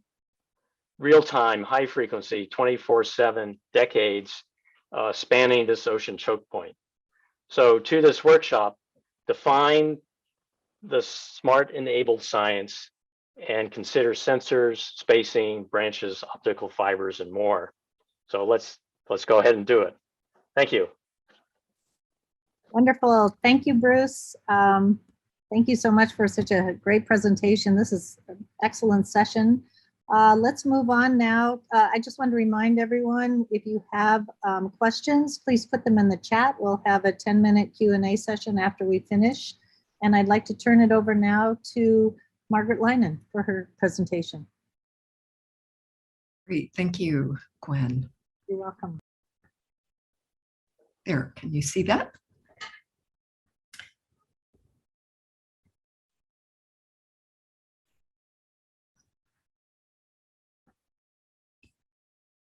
Okay, over the last year or so, I've been asked several times to talk about the concept of an Internet of Things for the ocean and whether we could develop it as a foundation for a smart ocean. And here the term goes beyond smart cables, but an instrumented, a pervasively instrumented ocean.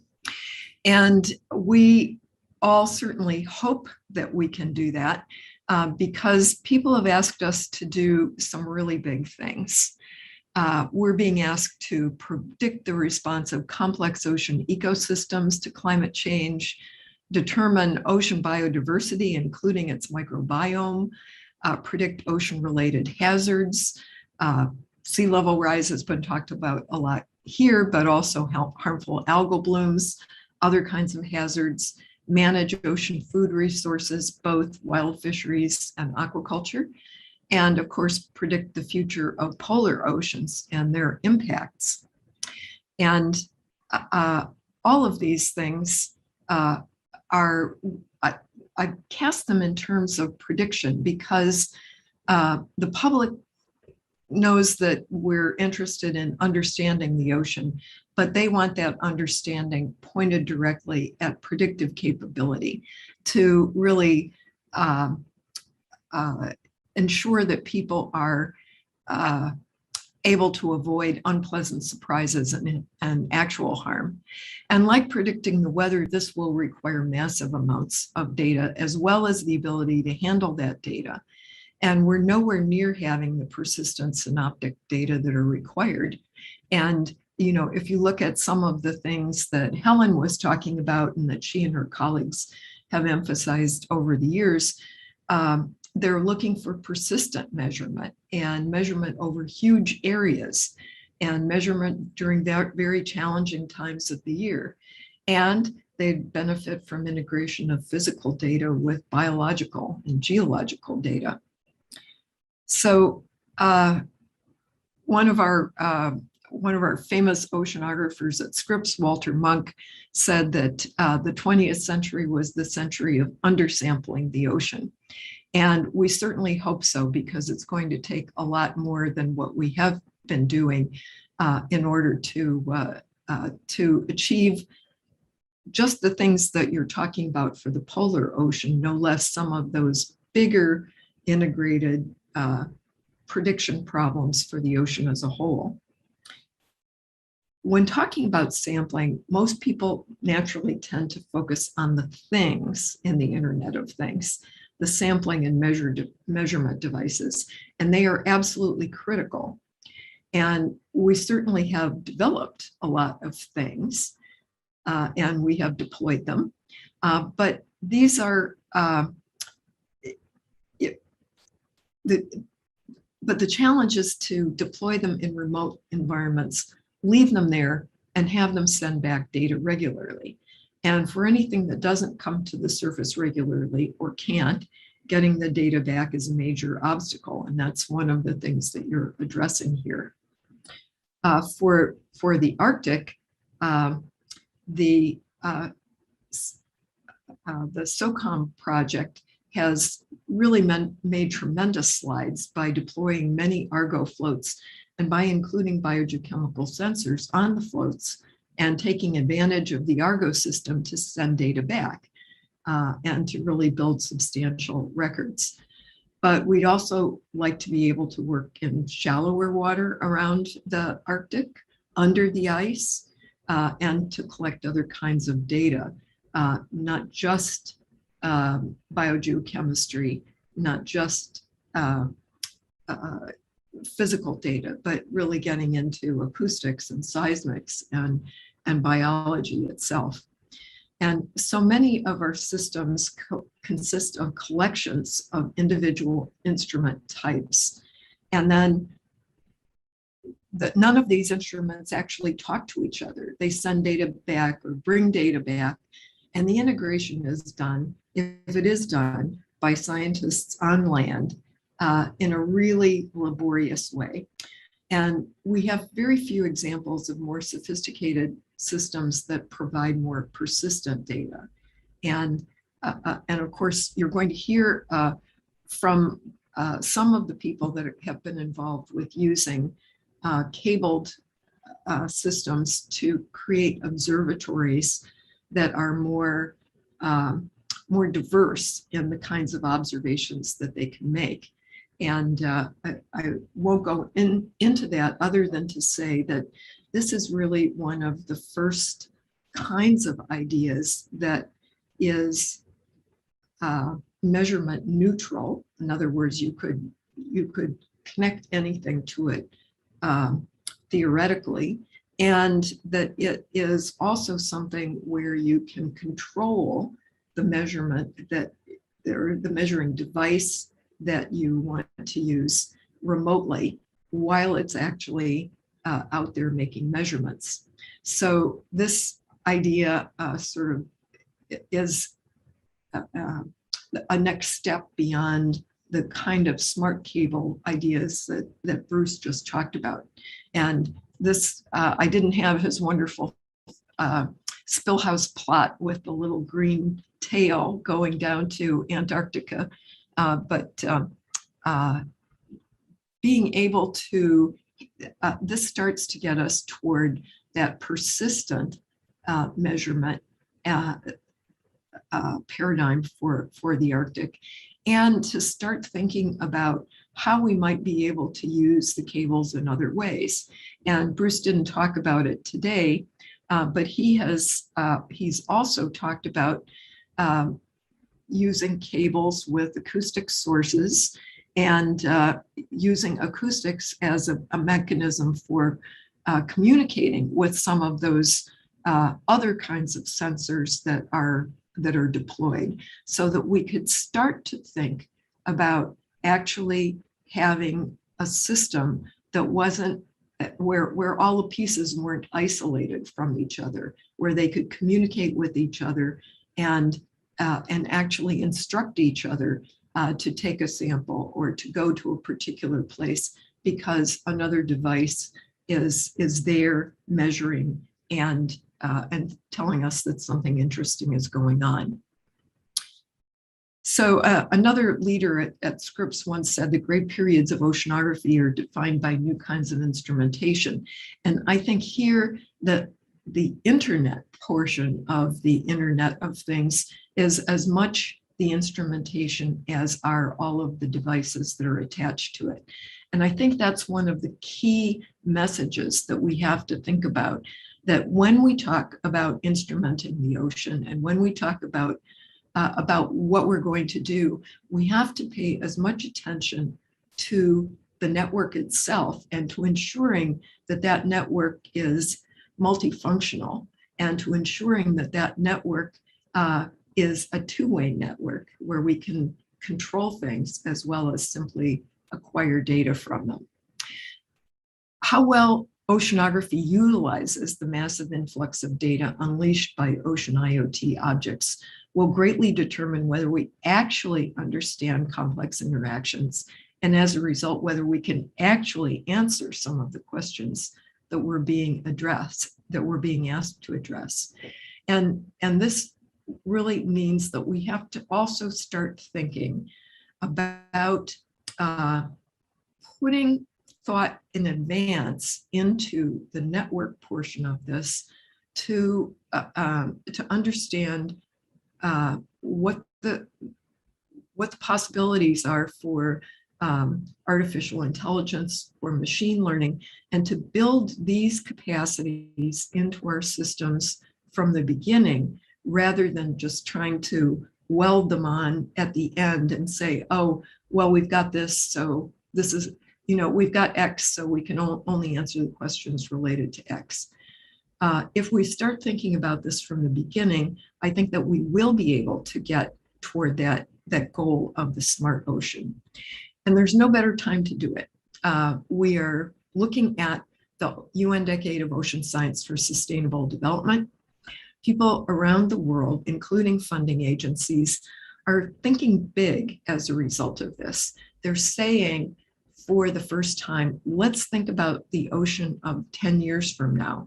How can we motivate each other to really put big investments on the table in response to big ideas?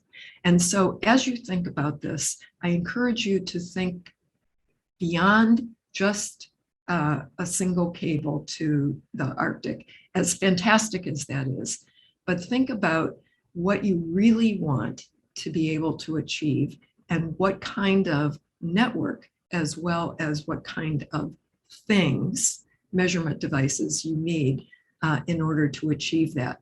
Because the sooner we start planning for that future, the sooner we will achieve it. And if we don't plan for it, it won't be there. And as the catchphrase of the decade says, it's the ocean we need for the future we want. And how do we get there? Thanks a lot. Oh, well, thank you, Margaret. Wow, what an inspiring presentation. We now have time for questions, and folks should put them in the chat, but I'm going to take the moderator's prerogative and ask the first question. Really fascinated by this idea of not only the smart cables, but the Internet of Things, and also thinking about all those cables that are off the west coast of California and Oregon, and also that nasty Cascadia subduction zone. So Margaret, are there thoughts about, I'm sure early warning systems for some catastrophic event that could happen? Well, I know that the people working on all of those systems in the Pacific Northeast are thinking about that. And I think that I'll let, I know Debbie Kelly is going to be talking to you later, and that's probably a better question for her. Okay. All right, so Jonathan and I are moderating this. Let's see, any questions from the audience for this group? And I am seeing a couple in the chat window. It was asked and partially answered here, but I still want to ask this to the group. From Alan Winery, to what extent is a submarine cable in the Southern Ocean with a circumpolar current, upwelling, et cetera, an unproven idea? What challenges will such a path face that cables in ordinary oceans have not faced? Maybe Bruce or someone else would like to take that. Yeah, well, as Chris Hughes said in the chat, deep currents are stronger in the Southern Ocean in general, but sort of normal on the continental shelf and slopes there. I think the main challenge is, as has been said before, is actually installing the cable, but then also the threat of iceberg scour, let's say. And ice sheets breaking off and scouring also, and that can be rather deep and difficult to contend with. So the desktop study will have to absolutely address that. And so it's really the longer term sort of maintenance of the cable or protecting it in such a way at the beginning that it can survive over the expected 25-year life. I hope that it addresses the intent of the question.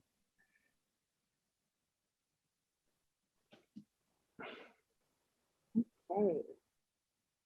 All Thank right. you for that, Bruce. Other questions? Either feel free to. There's another one that just popped up. Eric Janvos, from a science point of view, equipping each new cable with sensors all the way is a great idea. what about regulatory issues? Is there somebody that can touch on that?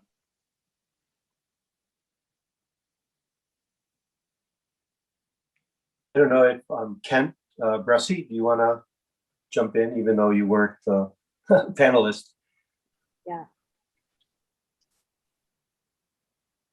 Sure, I'm happy to. Can you hear me? Mm-hmm. Yes, thanks. Great. So I am joining kind of unofficially in my capacity as the legal advisor for the International Cable Protection Committee, but I also previously served as the legal advisor for the Joint Task Force. So I've done a lot of thinking about the legal and regulatory issues with smart cables, but I'm also familiar with the complicated legal environment with the Antarctic Treaty System and the like. Given the focus on science with Antarctica, it's actually easier to pursue these kinds of innovations with sensing, I think, than in other parts of the world, because there's agreement among the treaty parties and the international community more generally that this is really the place for pursuing those kinds of activities. And so long as they're defined expressly not to include any sort of military purpose, they're not using military vessels, for example, as part of the deployment or the repair, and so long as they're not gathering data sets that relate to mineral resources, given the restrictions in the treaties with respect to mineral resources, I think there are a lot of opportunities for innovation. In other parts of the world that don't have the science focus, of course, there are a lot of jurisdictional and other commercial sensitivities, security sensitivities about sensing capabilities. But I think that those are, they're constrained in some respects by the treaty itself in this case, and present some interesting opportunities. And I think that the other thing that the submarine cable industry is thinking about more generally now is that sensing can be used as a cable protection tool. It can be used to gather information about the environment and potential threats to the cable, particularly with distributed acoustic sensing. And so I think that's an important point to make as well, and something to consider given some of the challenges in polar environments with submarine cables, that there are actually great opportunities for innovation and application with the pure cable protection mission of sensing technology.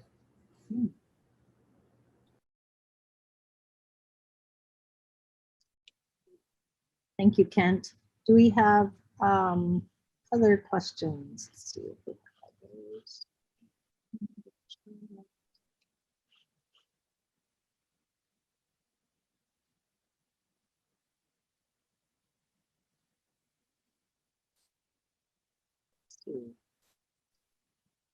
Other questions? Folks can just raise their hands or drop it in the chat.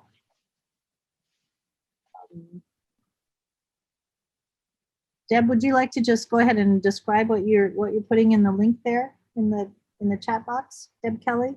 Sure. Yeah, William Wilcock, who's on this meeting, was instrumental in leading an effort to explore the needs and possible designs to respond to the early warning detection system off the West Coast for tsunamis and earthquakes.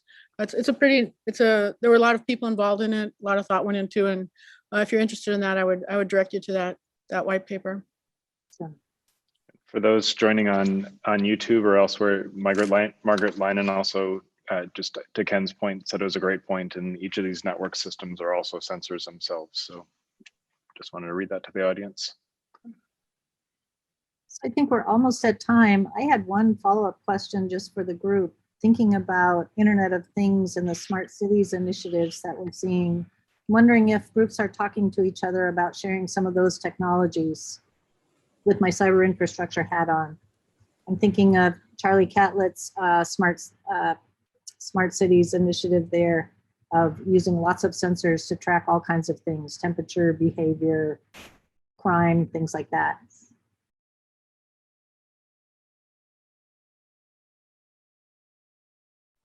The community, the land-based cyber infrastructure community, and the community that works on on sensor integration, the Internet of Things on land, is very interested in this. And I just spoke at their annual meeting last week, and they're very interested in how they could interact with us, especially around the idea that, you know, most of the, maybe not most, cables obviously are still using the electromagnetic spectrum, but other things might be using acoustics, and they don't know a lot about it. And they're very interested in connecting with us. And I think that we need to reach out more in the meetings that we have, like MTS and IEEE, which are meetings that they get credit for going to really start having some sessions that explore what's possible and what they're thinking about. And I see Peter just put in the chat. So we are entering the break time. So if people need to take a break, by all means, please do that. But there are a couple of hands raised. And so we're happy to eat into the break time for a little bit to get to those. So Tim, I see your hand raised if you want to go ahead. Let's just make sure, Tim, this is the last question. I see Tim and Bruce both up. I just have a quick question for Bruce. Do this smart sensor system need a through cable, or would a single-ended cable stretched across an important ocean area provide data? The whole concept of smart is to share it with telecom and have telecom frankly bear the major cost. And therefore it by that definition, it needs to be double-ended. Otherwise it becomes a dedicated science system. And some of these early warning systems, like now the ones off the Pacific Northwest and then off Japanese, are dedicated, but they're very, relatively speaking, very expensive. And so the whole point of the smart is to join forces and piggyback on the telecom mission. Just to elaborate on Margaret's point of really emphasizing the infrastructure that enables all of this is crucial, I think, in this. I think it's nowadays is becoming more easy to generate the things, Internet of Things, but they all depend on the internet, as Margaret said, but implicitly they depend on power, and providing electrical power below 200 meters in the ocean on a sustained basis is extremely difficult. And that's, you know, we don't have a good answer. I mean, cables are one answer, but it's not the only answer. And you know, so it's this complete picture that needs to be looked at. That's my 2 bits. Thanks, Bruce. All right, well, I think we have some time now. We'll be back in, let's see, at 3:15. So folks, if you need to take a break, get a snack, we'll be back here. And I think all the folks that are lightning speakers, if you could stay on and we can take check your slides as well. Yeah. And speakers, thank you so much for such great presentations. Really enjoyed it. Thanks, everyone. Yeah, thanks again to everybody. If the lightning speakers are around and not taking a break, we could do a little bit of a tech check here, just check that everybody's video and audio works.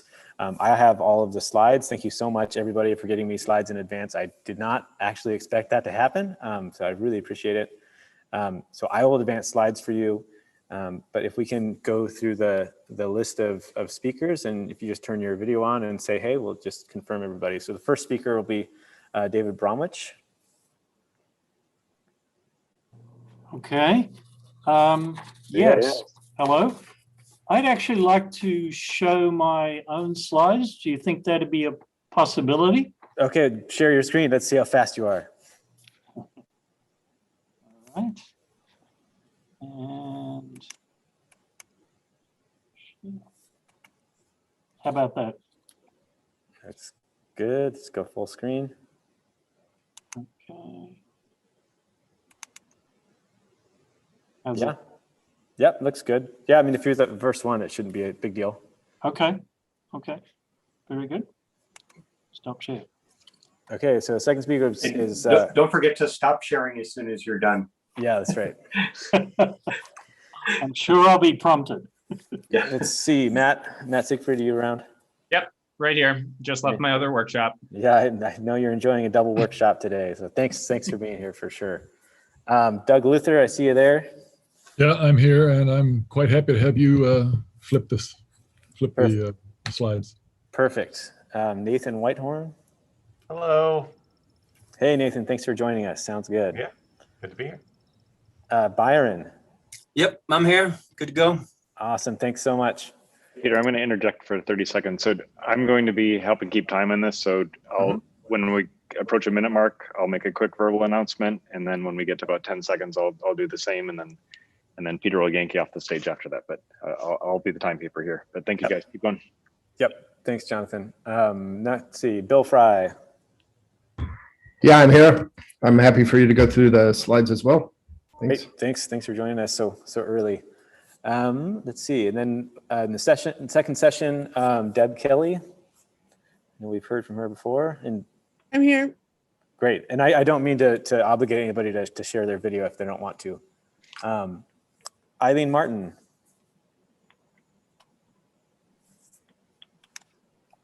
Maybe stepped away for a break. Okay, we'll check back on Eileen. Garrett, is here. Julia Dooley. Yes, I'm here. Thanks. Awesome. Thanks for being here. John Cottle over in New Zealand. Hi, Peter. How are you? Good. Hey, thanks so much for joining. Thank you. Yeah, I'm happy for you to share my slides as well. Perfect. Okay, and then Laura, also from New Zealand, Laura Wallace. Maybe took a break. Okay, and then we've heard from Taz before, so I assume everything's still good? Yep, all good. Thanks, Peter. Great, thanks, Taz. Okay, I might check back in a few minutes. You guys, for sure, feel free to take a break if you need one. Eileen, if you're back on, just do a quick tech check.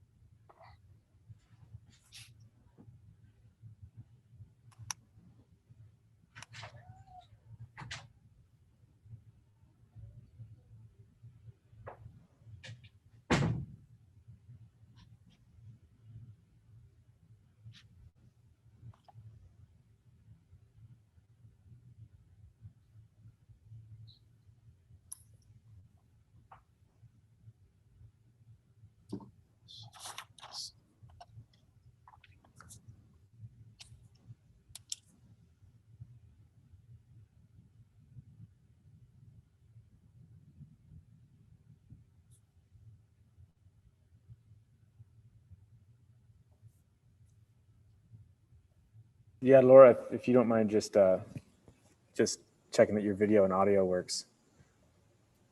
But yes. Can you hear me? Yeah, I can hear you.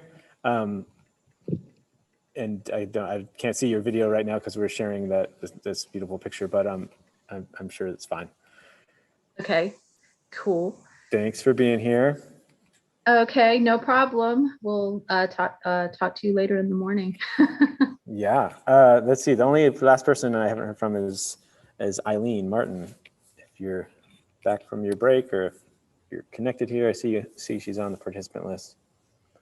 But this is in the second session, so we do have some time before Eileen's talk comes up.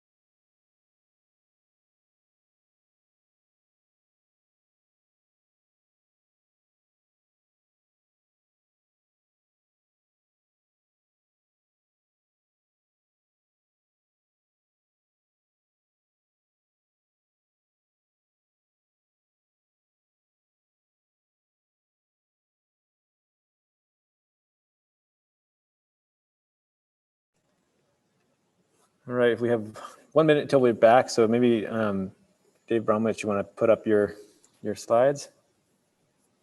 Yep. All right, got exactly 1 minute. See how we can do. And I'm actually going to take over moderation for Heidi as well, because wouldn't you know it, her internet at home is not being reliable.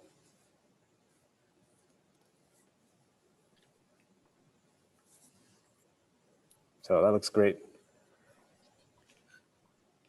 We'll just give it another 30 seconds here.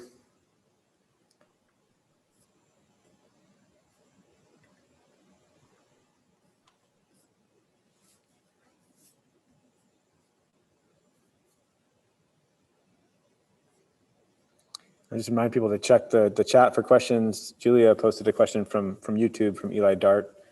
Very interested in hearing more about the things we can only do if the cable is built. Data from instrumented cables is one category. What about other sensors? So keep those things in mind. It'd be great if thoughts on that get put into the chat as we start moving into lightning talk. So first up is David Bromwich from Bird Polar and Climate Research Center at Ohio State. So take it away. And again, these are 5-minute talks, and we're going to try to keep you to time as best we can. Okay, thank you, Peter. Okay, first of all, I'm going to adopt a broader mandate than weather prediction. I'm going to try to cover weather and climate interests. I did consult several colleagues, so this is just not my opinion. What I'm going to say does include operational weather aspects as well. And just in passing, I know that you will realize this, but to say it, that the atmosphere is important to things like ice sheet mass balance, especially if summer warming increases melting to be a frequent occurrence, such as happened with Larsen B ice shelf. Okay, so the next slide, I should say the main message that I want to leave you with is our community is starved of bandwidth out of Antarctica. I'll try to make that case. So the capability does not exist for getting time critical large, and large is the emphasis, data sets off the ice. Examples are direct broadcast satellite data, streaming of McMurdo area video cameras of real-time weather, and not just what we have now, but we need tons and tons of them to capture the spatial variability in the Ross Island vicinity. And coming very soon is real-time.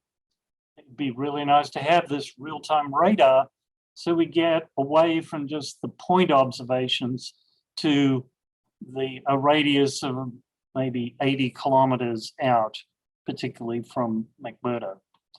So in particular with the satellite data, they have higher spatial resolution and they typically have much higher spectral resolution. And direct broadcast systems, so when the information is beamed down to receivers in McMurdo, they can acquire, process and produce a wide variety of products. I can mention a few of them, like satellite radiances, composites, processed imagery, and in particular, cloud track winds. So on the right-hand side here, there's a picture I got from Matthew Lazara showing cloud track winds. That's winds derived from the movement of clouds, and you track them from successive imagery. And the different colors correspond to the different levels in the atmosphere, the yellow being the lowest level. And this shows the region between Christchurch in New Zealand and McMurdo where the planes fly. So you want this information in a very timely fashion. Okay, so in addition, field work, many field investigations would benefit from having remote real-time evaluations of collected observations to correct from inevitable shortcomings in measurements and strategy, and to capitalize on available opportunities that may be not so obvious in the field, rather than waiting months to see the results. So the key aspect here is adaptive data collection. For education and outreach, if you don't have people down on the ice experiencing the weather and climate, then the second best way to do it is to provide immersive experiences through robust and high resolution video connections and 1 minute high remaining, David. fidelity sound. And I'm getting close to the end, I guess. Weather knowledge transmission into McMurdo of tailored products for customer support and customized views for greater understanding and awareness of weather forecasts to optimize operations and science. Okay, so just to wrap up here, we had a couple of workshops at my center that my center hosted. They were online last week, and we heard suggestions for cost sharing of cable installation and operations. So possibilities we've heard already: New Zealand, 10 seconds, David, if you could wrap up. Yep, South Korea, Italy, and perhaps China. They're just up the road. And this last point was about fiber from South Pole to McMurdo from Matt Rushing. And basically the problem about that was in the past, there would be a bottleneck at McMurdo with large amounts of data. Having a cable in there would alleviate that, and the place could act as a data hub. And I'll stop there. Great, thanks so much, David. If you can stop sharing your screen, we'll switch over to Matt Siegfried, who's at the Colorado School of Mines. He's going to give us the glaciology perspective. So now I'll start sharing my screen, and I'll be advancing slides for everybody. So just give me a shout to advance slide, and we should be good to go. So like David, anything dumb I say is my fault. Anything good I say is the fault of everyone I talk to when trying to collect some information about this. So Peter asked about two kind of specific questions: what are the current data rates and volumes, and then what are the limitations we have to overcome to transform our science?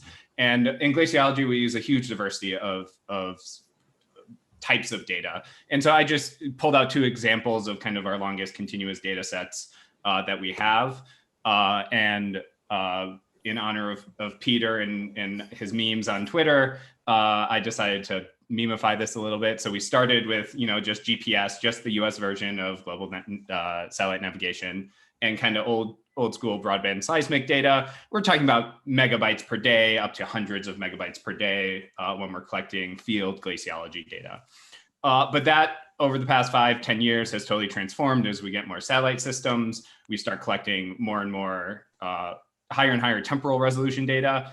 And then we move into things like distributed acoustic sensing. So on kind of the geodetic side, the GPS, GLONASS, GNSS, multi-constellation stuff, we're talking about gigabytes per day potentially, but distributed acoustic sensing really blows all of this out of the water with ones of gigabytes per minute. And so basically, if you give a geophysicist or a physical glaciologist a pipe at this point, we can fill it with data. And so we're always limited in how much data we can transfer through telemetry, or more often just through humans carrying hard drives. And so it's really great that we get a big pipe into McMurdo. But here, this image on bottom is just an older image I put together a couple of years ago of all the GNSS sites that we've had in West Antarctica. And so this is just one corner of Antarctica.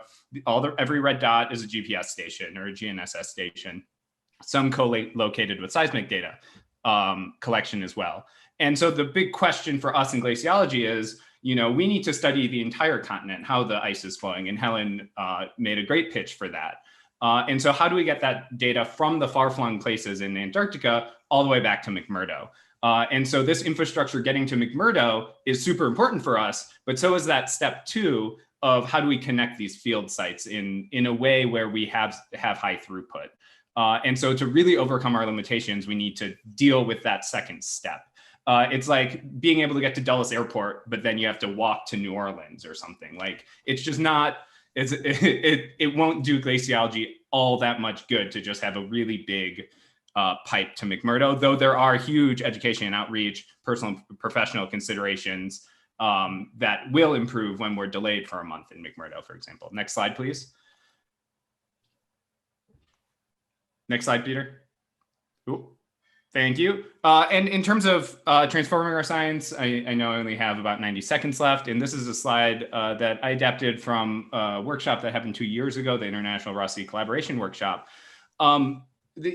We need to be taking advantage of emergent technologies in glaciology because we really need to push these boundaries in resolution in both space and time.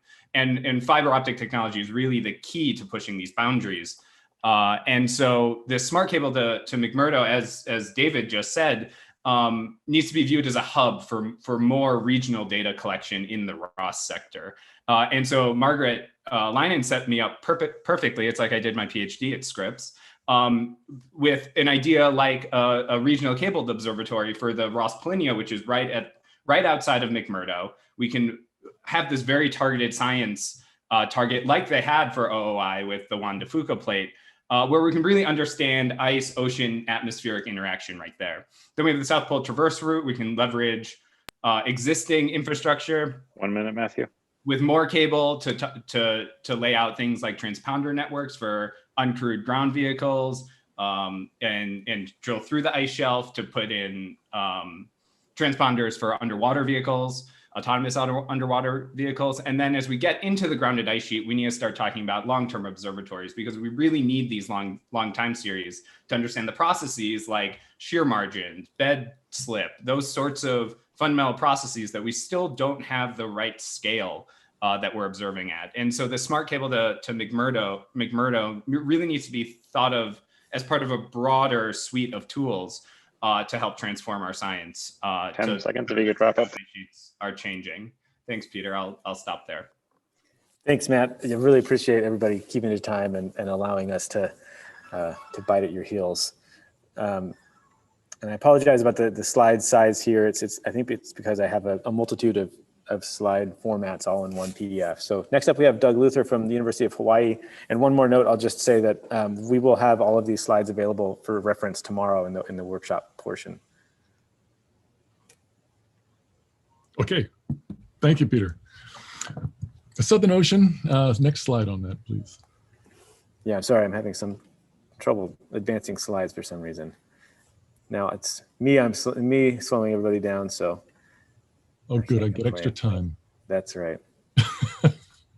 Okay. All right. The Southern Ocean contains the world's strongest and most influential current, the Antarctic Circumpolar Current. This fast-flowing, energetic, and bottom-touching current exists as a set of highly variable eastward jets, nominally along the fronts that you see here in the upper right figure. The ACC connects most of Earth's major oceans. As such, it changes in the ACC can and do impact marine environments around the world. The Southern Ocean contains some of the global ocean's most critical metrics of climate change. It's a sink of heat and CO2, accounting for most of the global ocean's uptake of excess heat. Yet the Southern Ocean remains the least observed ocean on the planet due to its remoteness, harsh weather, and sea conditions. Now, if the smart telecom cable technology is deployed between New Zealand and Antarctica, its basic sensors, temperature, pressure, and accelerometer, represent, in my opinion, an astonishing opportunity to dramatically increase our observational capacity and knowledge of the Southern Ocean, especially in the abyss. The cable's year-round observations alone are an exceptional and really novel capability compared to the traditional restrictions on ship-based activities that must occur around the austral summer. Other current subsurface observations are just occasional, such as the Argo floats, or relatively short durations, such as science-driven moored arrays.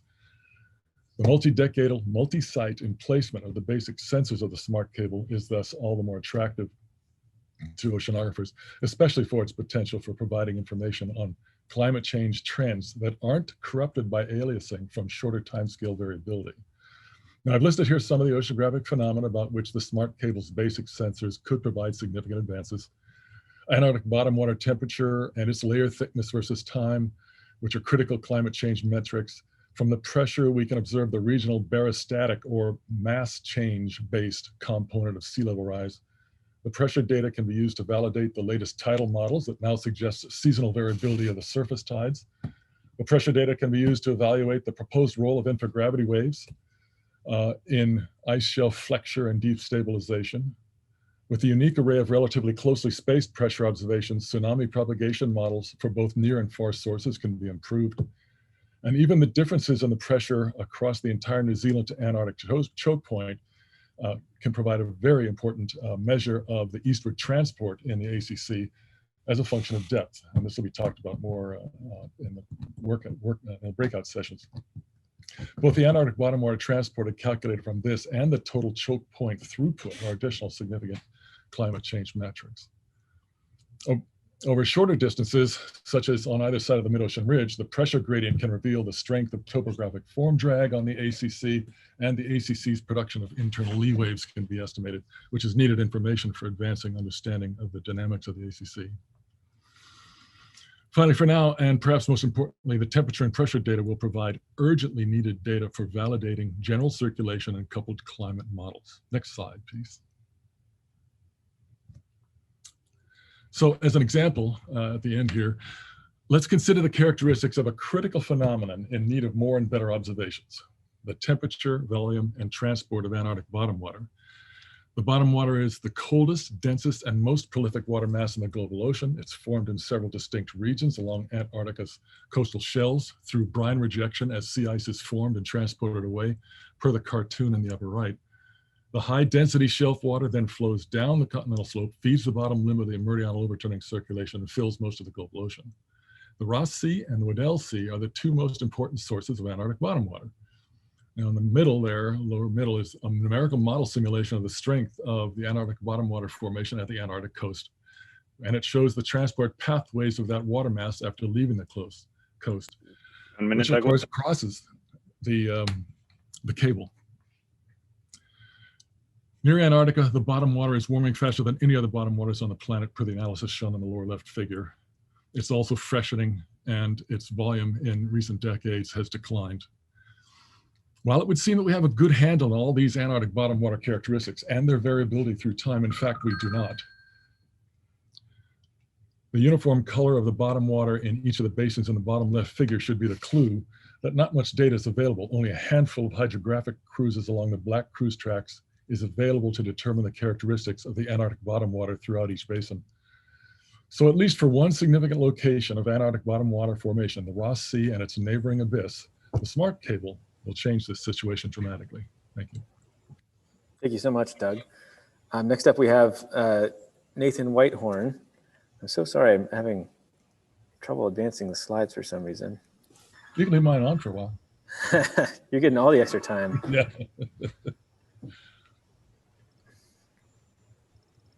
All right, take it away, Nathan. All right. Thanks. So I'm here from the Department of Physics and Astronomy at Michigan State, and I'll be talking about massively expanding slides, the expanding universe in part, and the general South Pole astrophysics and cosmology community, and what we end up needing. Next slide, please. So the first of these that I wanted to talk about is the Ice Cube Neutrino Observatory. This is a cubic kilometer instrument buried in the South Polar ice cap. It's observing high-energy astrophysical neutrinos and doing particle physics. This is the kind of thing you normally put in a mine, except you can't find mines that are a cubic kilometer in size. And we're producing from IceCube a little bit over 1 terabyte a day of data, and are able to squeeze 100 gigabytes a day over a satellite through a couple of tricks: heavy custom compression and discarding of likely background data. That mostly works. There's more than a factor of 2 data rate increase that's planned for this upgrade. So you can see in the bottom right here, the future proposed IceCube Gen 2 observatory. The existing IceCube observatory is the small red thing in the middle. This is 10 cubic kilometers now. And that will be producing something like 2 or 3 terabytes a day with no planned increase in satellite bandwidth. Many of these tricks will likely still work, but there are still some significant impacts of the existing satellite scheme. The South Pole can't see geosynchronous orbit, so we end up having internet connectivity of any worth for maybe 6 or so hours a day, mostly through NASA's TDRS system. So there's significant operations pain. The remainder of the time, we're squeezed into iridium at between 100 and 2400 baud.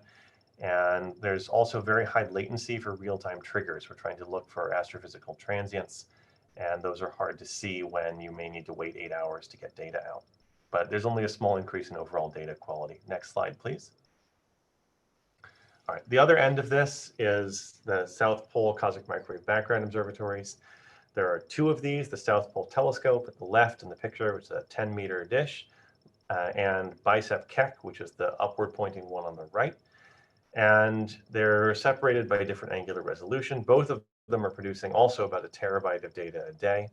SPT is doing more astrophysics work in addition to the cosmology work. And both of them are getting also about 100 gigabytes a day by satellite. The kinds of tricks that IceCube is employing don't work. So what South Pole Telescope is doing, and similar to what Bicep is doing, is applying fairly heavy lossless compression, which gets about a factor of 4 close to that satellite number, and then a degradation of angular resolution. We're also suffering from the high latency from satellites peaking very slightly above the horizon. That's creating delays and operational difficulties in implementing a transient detection program, which is very time sensitive. So we have some pain from operations, the same issue I mentioned for IceCube, the same high latencies for real-time astronomical observations. And then now for the South Pole Telescope in particular, a significant decrease in data quality. So SPT is doing largely particle physics measurements and astrophysics, and Bicep is probing what's happening in the very beginning of the universe. And this is made difficult in a variety of ways, and that's going to get worse. So if we go on now to the next slide here, over the next 10 years, we're planning to build an upgrade to this facility, CMBS-4, doing basically the same science. It will provide the definitive measurement of what happened in the early universe and what's happening still in dark matter and dark energy and the first moments of cosmic existence. And the sensitivity for all of these things, as that goes down, the amount of data you need goes up as the square of your sensitivity. So now from a terabyte a day, we'll be taking in the near foreseeable future something like 40 terabytes a day of raw data, and that will keep increasing for upgrades past CMBS-4. And there's no plan to go beyond something like 150 gigabytes a day over satellite. And you'll notice these are now discrepant by several orders of magnitude. And the kinds of tricks where we're kind of muddling through right now with the South Pole Telescope will not work. And the only way forward is going to be something that involves really serious degradation of angular resolution. And that's going to involve huge real-time sensitivity losses, delays, analysis, potentially over a year. We're planning to ship hard drives right now. Lost time from bad calibration that nobody knew about, and difficulties in identifying astrophysical transients. So this is where all of our problems kind of hit a wall.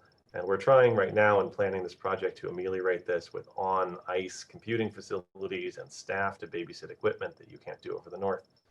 But 10 seconds to wrap up, please. Yep, having a cable would be really game-changing. That's the end. Great, thanks so much, Nathan. Next up, we have Byron Adams from Brigham Young University. Hey, thanks, Peter. Yeah, I'm Byron Adams. I'm a co-PI on the McMurdo Long-Term Ecological Research Program. And our project, we study the physical and biological drivers of the ecosystem structure and functioning, and how these ecosystems are responding to environmental changes. Most of these primarily climate-driven changes are what we're trying to get at. And we're trying to use these to understand contemporary and historical changes and then make predictions about how these ecosystems are going to perform and what they'll look like in the future. So that's kind of our project. I'm trying to represent here also other projects that are involved in the organisms and ecosystems projects that are funded by the National Science Foundation here. So I'll try and I'm trying to cover a lot in just a small bit of space and time. But I'll also shout out to my colleague, Renee Brown, who's also on the call here. She's our data manager and instrumentation guru, helped a lot putting this presentation together here. And also I'll mention that I serve on the SCAR ANTOS steering committee. That's Antarctic Nearshore and Terrestrial Observation Network, which is very international in nature, but also benefits a lot from this type of investment. So in the slide here, you can see the landscapes that we're studying here. We study glaciers. We study the glaciers melt. They form these streams. Streams flow into permanently ice-covered lakes, and then the soil ecosystems that are around them. And so we're instrumenting each of these landforms to study the physical properties of those. And so, we're measuring things like, photosynthetic activity, active radiation, temperatures, wind speeds, all that sort of stuff. Our current data generation is about like a megabyte per day. Our needs are more like about 5 megabytes per hour. And our current telemetering capacity is pretty much a joke. We're at like 2,400 baud. That equals about 1 megabyte per day with current iridium technology. But if you think about it, we can only transmit like 1 to 2 times per day. So we're transmitting very little data per day. So we've got this a radio networked system where the sensors are networked by the serial radio network. And then that gets beamed back to the continental US a couple times a day by way of Iridium satellite. So most of the data that we work with has to be stored, and then we collect it when we're able to go back to the sites where the instrumentation is. So as you see in the slide here, these are all super low power, low bandwidth setups that are made specifically for these low power, low bandwidth applications. Obviously, if we could have higher bandwidth, we could significantly expand the types and sensitivity of the instruments that we are deploying. On the left, you see some of these instruments that are deployed in our terrestrial ecosystems. So you see them, we're monitoring things like stream flows, lake levels, CTD kinds of instrumentations in the lakes, met stations, gathering all kinds of above ground types of measurements. On the right, you'll see a similar type of an instrument that's measuring in the nearshore marine environment. Again, things like CTD, temperature, depth, salinity, photosynthetic activity by way of fluorometry and that sort of stuff. So those are the types of data and the data streams. Next slide, Peter. Here, what I'm trying to promote are the capabilities that we would be able to pursue if we had higher bandwidth. So higher bandwidth would allow us some real-time two-way communication with our MET stations and our data loggers. This allows us to like reprogram, troubleshoot in situ and like in real time. So it allows us to fix problems and stuff like that without having to actually be on site, which is huge. But I also point out that it's important for in situ field planning, right? So we can measure when streams are, we can measure when streams are starting to flow and get our people in the right place. We can handle really large real-time data. We can start to use the video cameras that we have in place in real time. Importantly, it allows for a data backup and security and preservation, right? So currently, if one of our stations dies, we just lose all of our data because we don't have a way to back that up before a loss or a failure of that instrument takes place. As a lot of other people are mentioning, we have significantly amplified opportunities for education and outreach by way of live video. And then another important application here is real-time access to contemporary satellite imagery, right? To ground truth some of the measurements we're making and to help us with logistics. So just to wrap up, similar applications in our nearshore marine systems, we got continuity with our benthic measurements, which is super cool, I think.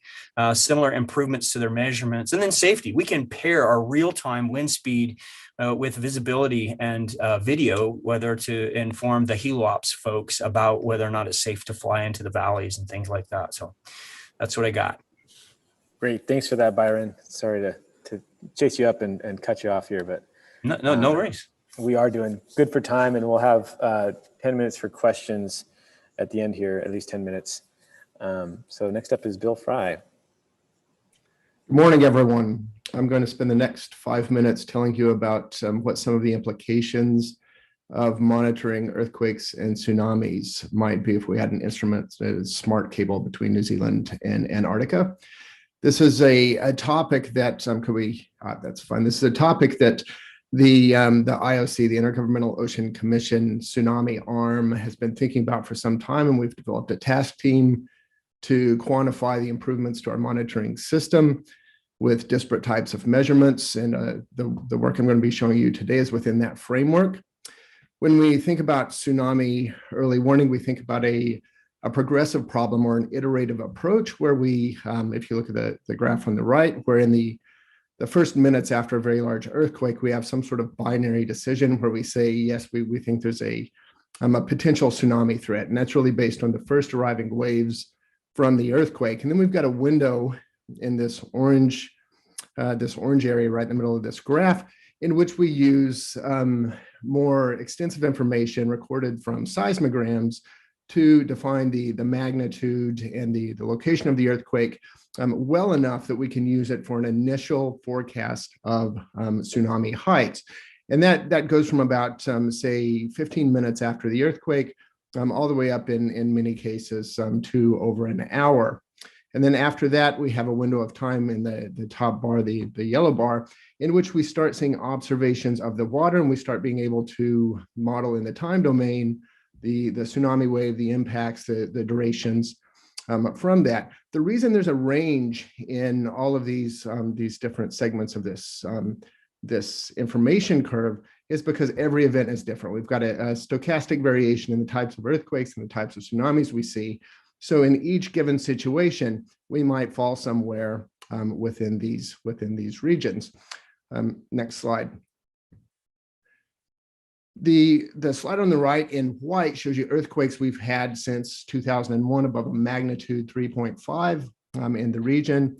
You see Australia and New Zealand at the top, Antarctica at the bottom, and you can see that the area is quite rife with earthquakes. We have a subduction zone, the place where two plates converge, that generates some of the biggest tsunamis we see on the northeastern side. And then we've got some different types of tectonics that generate different earthquakes that have different characteristics.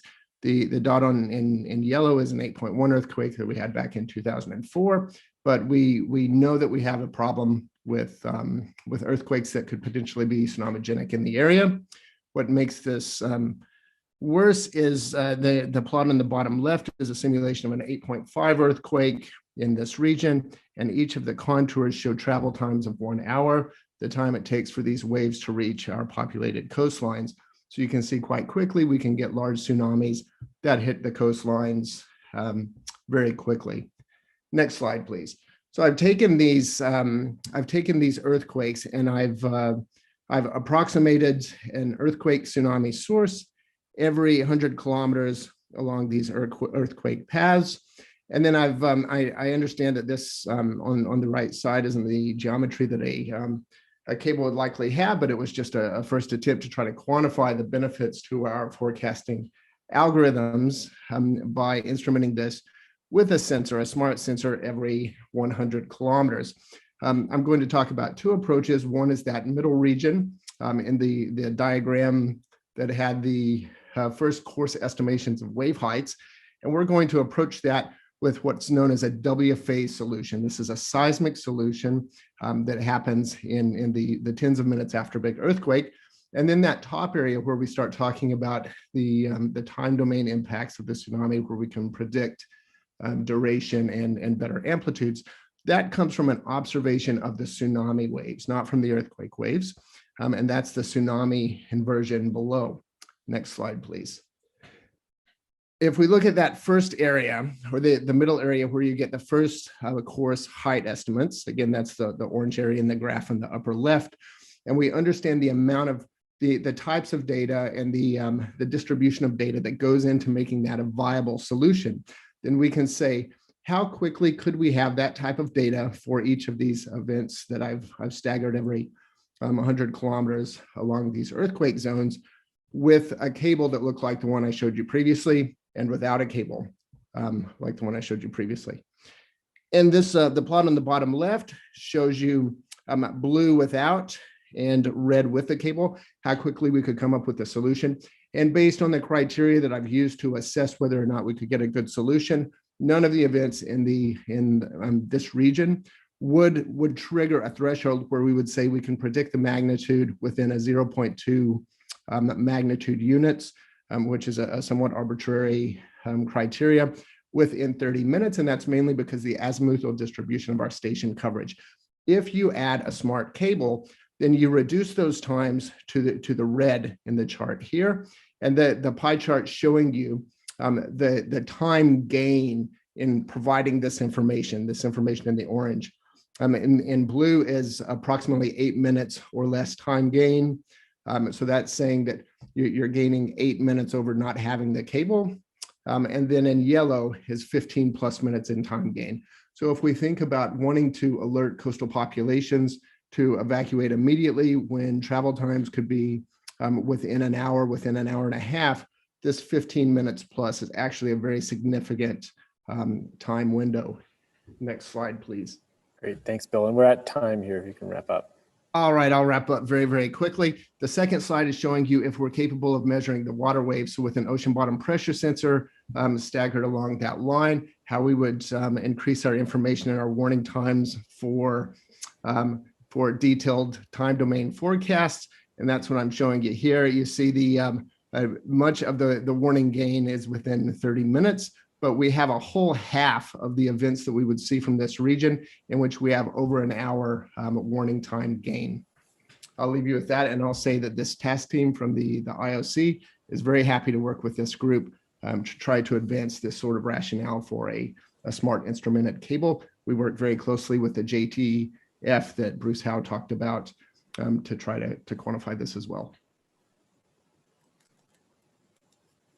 Great, thanks so much. So we do have 10 minutes now for questions, and I thank everybody for doing great on time there. And I didn't take time initially. I forgot to sort of go over the intent here with these talks is, acknowledging that we are coming from a diverse range of perspectives here and trying to give a bit of a sampler for everyone from digital networking and R&E experts to Antarctic, everything from astronomy to zoology. So I hope it all comes together by the end of the day, and we have a lot to think about. And all of these lightning talks should be reference material that we can go back to, or that could be starting points for us as we get into the core workshopping tomorrow.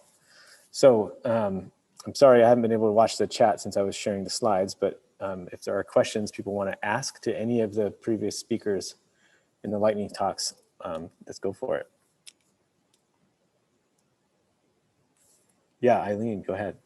Yeah, I have a question for Nathan. I'm curious on the software tools that you'll have put together for the IceCube project. Have you started looking at applying those to other types of similar scale data sets, other physical quantities?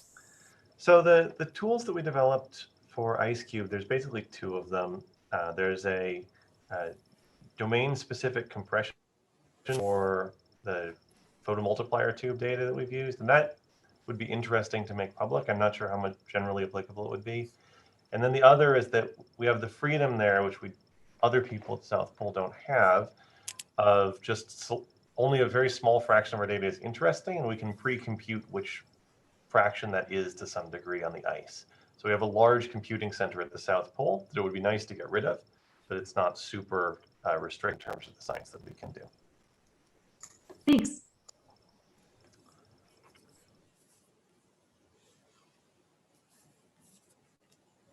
Okay, other questions? If anybody does see questions in the chat that I missed, please let me know. Yeah, I have a question if I could ask. Yes. And it's basically aimed at Bill Fry, but probably Bruce Howe as well. And that's Bill just gave a good talk about tsunamis and detection and analysis. A question that I have is whether the repeaters on these cables could do something like run an acoustic transducer in order to transfer data from the ocean floor from rather sophisticated instruments to the cable and to home, or is that just completely out of the question?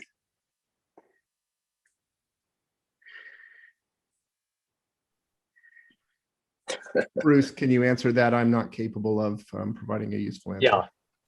Yeah, in the present incarnation of smart cables, we're intentionally restricting to the three sensors identified. However, wearing my science hat here, I would encourage the science community to say, can there be some perturbations to that would enable, a large amount of more science to be done, whether it's at each repeater or on separate quote observatory spur cables, for instance. So I think we need to consider a range of possibilities, and a baseline could be, the three smart sensors, but I would encourage people to consider, the next possible steps. Yeah, the latency we have now with acoustics to an autonomous vehicle on the surface, getting it back to land it takes a couple of minutes, and that's valuable time. Were it possible to lay these kinds of instruments near a cable or a repeater, it would solve a big part of the communications problem. So that it's something we can talk about, obviously, in the future. Yeah, absolutely. In the breakout sessions, absolutely bring that up. We will bring it up. Great. Okay. Thanks for that, John. Pat, you want to ask your question of Nathan? Oh, okay. So for Nathan, I was just wondering about the idea of introducing edge computing at the pole. You do that out of necessity, but I know that your ability to get winter overs every year, it's kind of a variable, hit or miss sometimes. There's skills. There's always a need for the tether back home and support.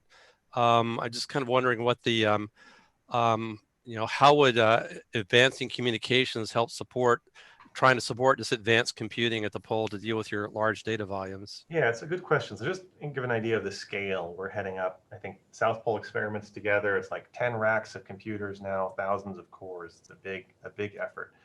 And there's a couple of people, and there's a huge variable quality in the people who go down there. They're usually there for 1 year at a time. So there's a lot of training burden required to operate that. And we could move a lot of that computing to the north, which would simplify the online systems and reduce the requirements on the staff. It also really massively improve our communications. Right now, I had a scheduled meeting with one of the winter staff today, and she couldn't make it because the phones didn't work and electronic communications were down. So we can't communicate always that effectively with the staff who are there. And there's a really long cycle attached to debugging things because people from the north, if you have ever tried to use SSH with a 8-second round trip time, sometimes it's really painful. And it takes a very long time to debug new systems. And having high quality, high speed network connectivity would just improve everything dramatically. We could, both on the computing side and then especially on the operations side. Great, thanks. Maybe we have time for one more question.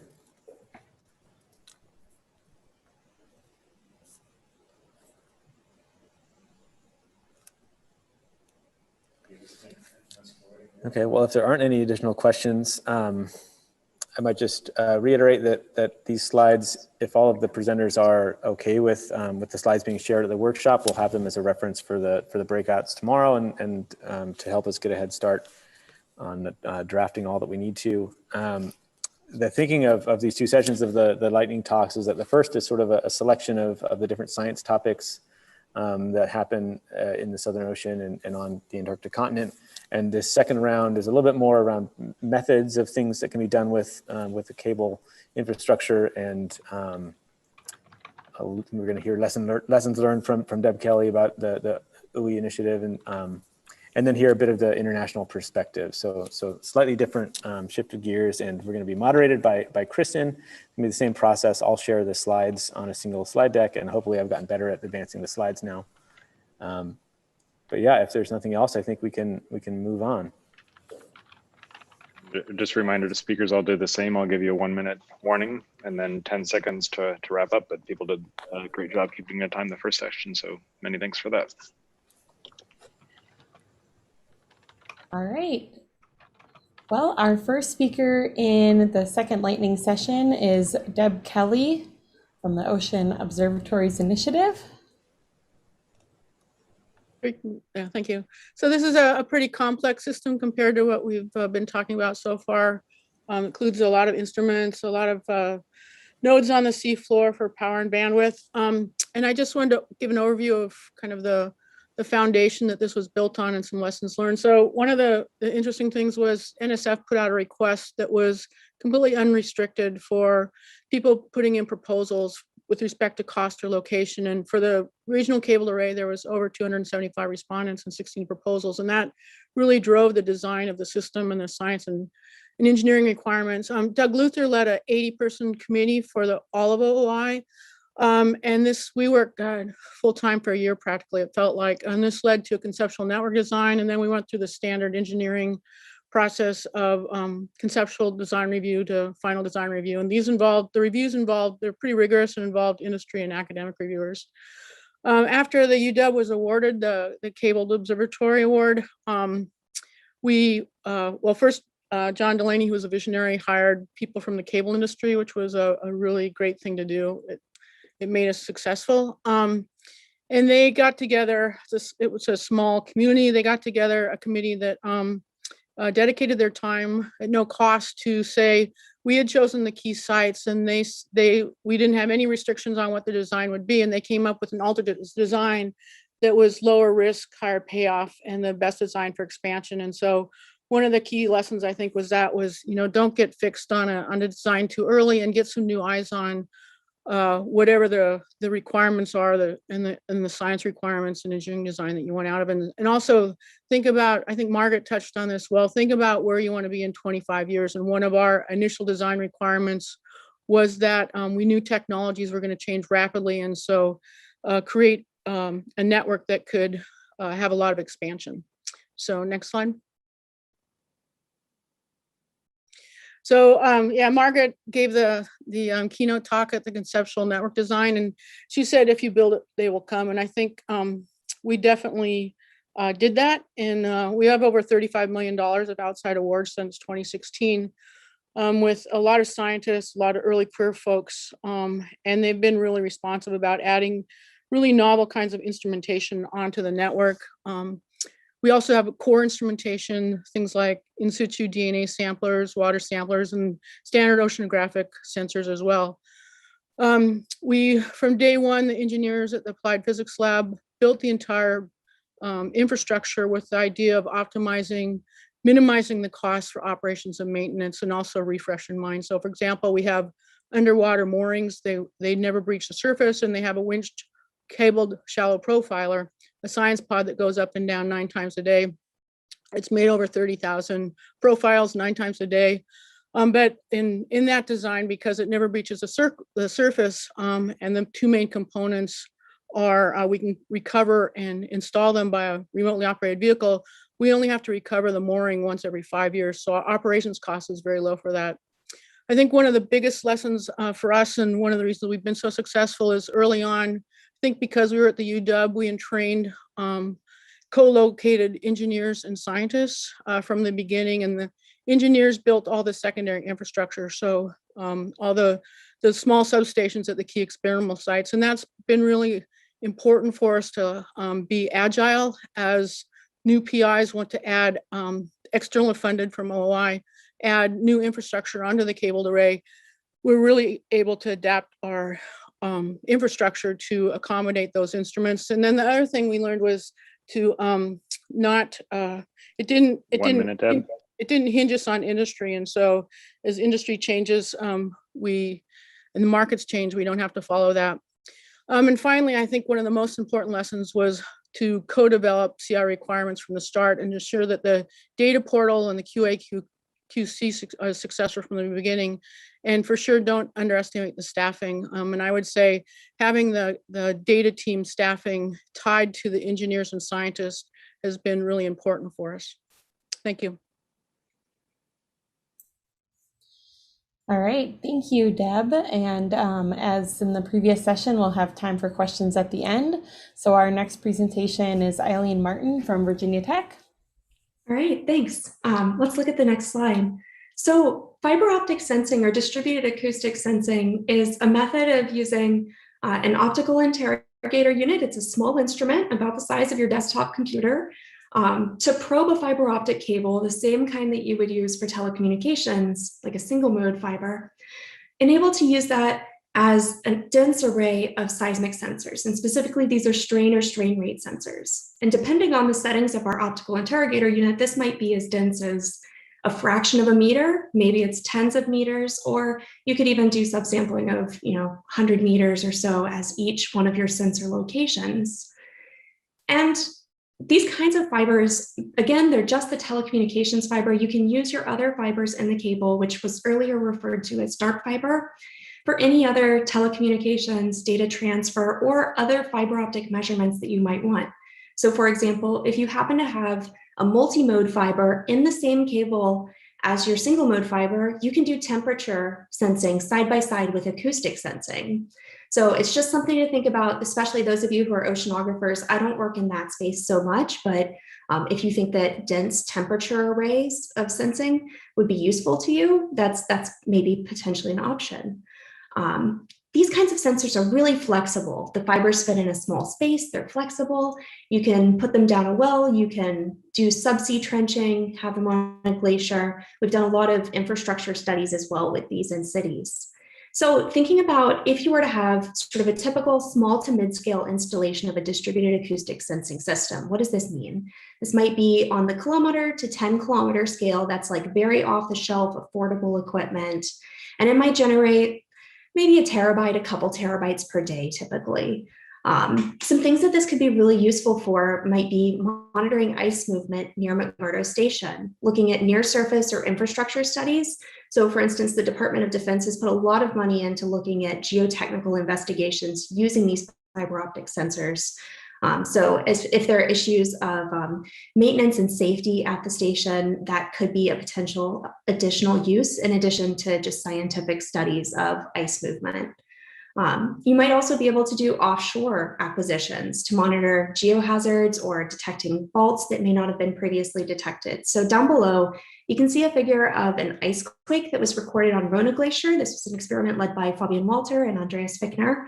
And the student I co-advised, Julius Graham, looked at how to automatically detect these ice quakes so that we can start to hone in on the really important parts of this data. Because as was mentioned earlier by, I know Matt was saying, you can get as much data as you want out of it. Basically, these sensors are very, very detailed. We don't necessarily care about all the data that we collect. So if machine learning can help us do things like hone in on ice quakes or other events of interest, then that can be really useful for us to cut down on what's needed for the DAS system itself.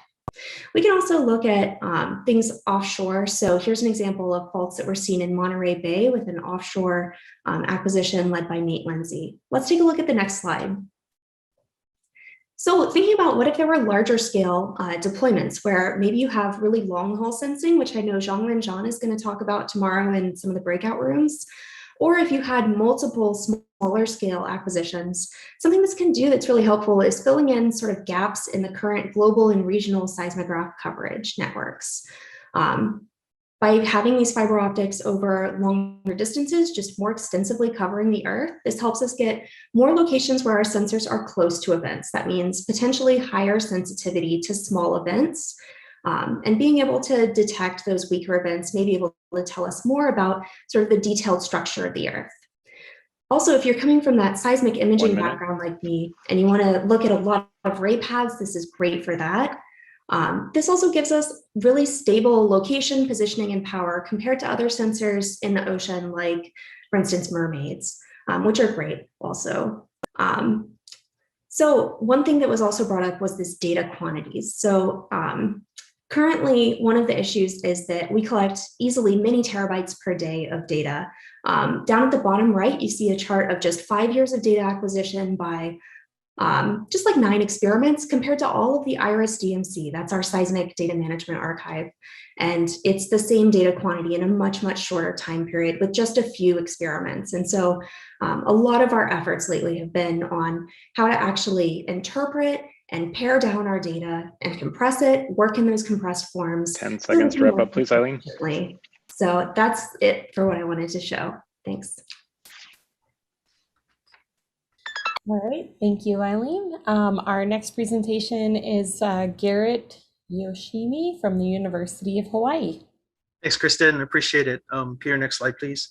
So in the true nature of an engineer, and no, that isn't bleed through on the back of the slide, I've gone ahead and encoded a bunch of text that will be shared out with the slide. So rather than take the time to read it off, go ahead and talk over the text slides. And this is really about, trying to figure out the challenge. And everybody knows what we're facing. A bunch of speakers today have already, talked about the huge challenges of getting really global class connectivity into Antarctica. Big challenge, big deal, and really the last truly underserved continent of the globe, and really the most remote island, if you will, that's not on any terrestrial high-speed network. So the bottom line, and our biggest problem, our actual problem in the workshop over the next couple of days, is that the commercial and even national operators focus on recurring public value, as well as revenue opportunities, more specifically regular and increasing revenue driven by high density customer demand, to figure out where to put their investments and install new systems.